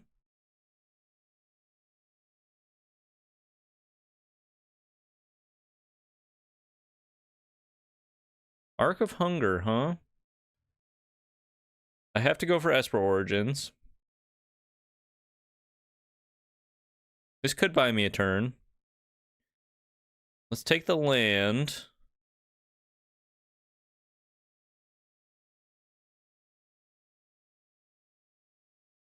Land lets me crack the Ghost Vacuum. If they have all lands in hand, maybe we're chilling. Unless they have Last Crab. Turd Gobbler asks, Eric, hot tub stream when? That was the extent of my Alex Jones impression. I am dead to this.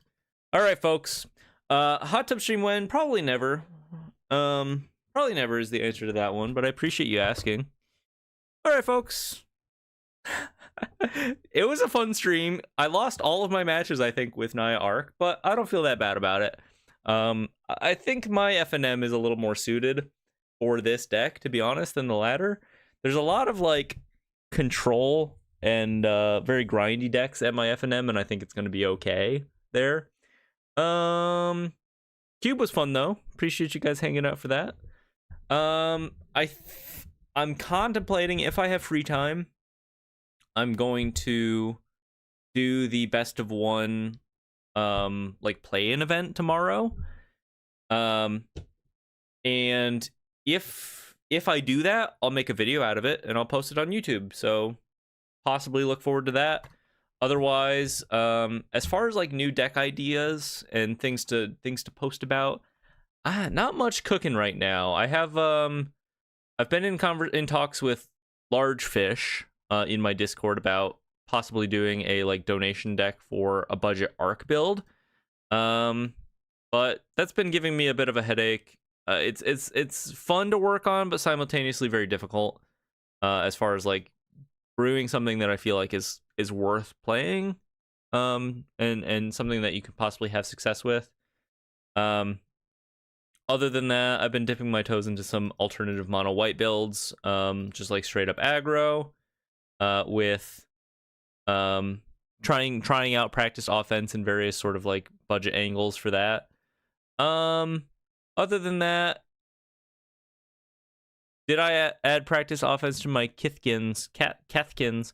I haven't updated that on my in arena yet, but I think I would probably play some number of Cathartic Kithkin, or some number of practice offense. I think maybe 2, maybe in place of like the first Enduring Innocence, and maybe in place of one of the, I don't know.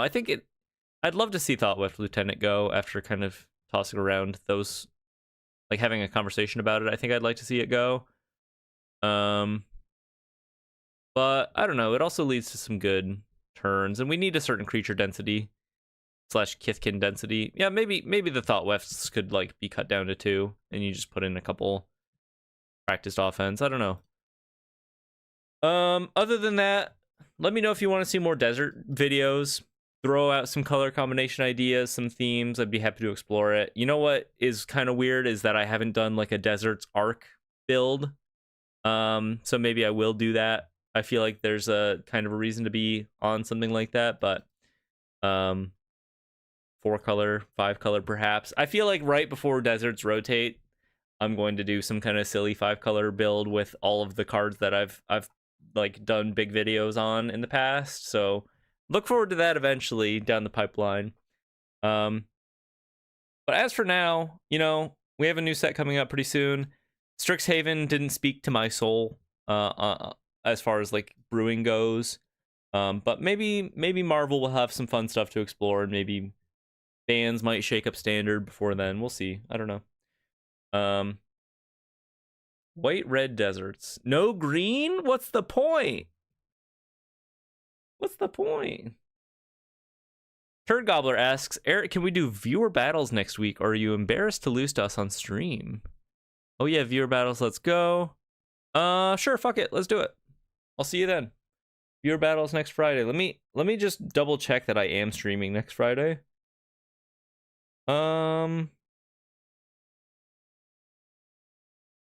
I am not streaming next Friday, unfortunately. I will be out of town. Thursday? Are people around for viewer battles on Thursday? If people are around on Thursday, I'm happy to stream, I think. With custom ban list. Ooh, that's interesting. Tournament arc. Viewer, I pitched a viewer Discord tournament. No. Okay. Viewer Discord tournament. Okay. Well, I think it works out better anyway, because doing an impromptu thing, I think, is probably not the best idea anyway. But I am planning on streaming on the 19th, June 19th. And if you want, I'm totally down to organize some sort of like viewer tournament bracket thing. I think that could be fun. Why not? So I will put out some feelers there in the Discord. If you're not in the Discord yet, feel free to join. You can find that in my description. Let's chat there. As for now, signing off. Appreciate you guys hanging out.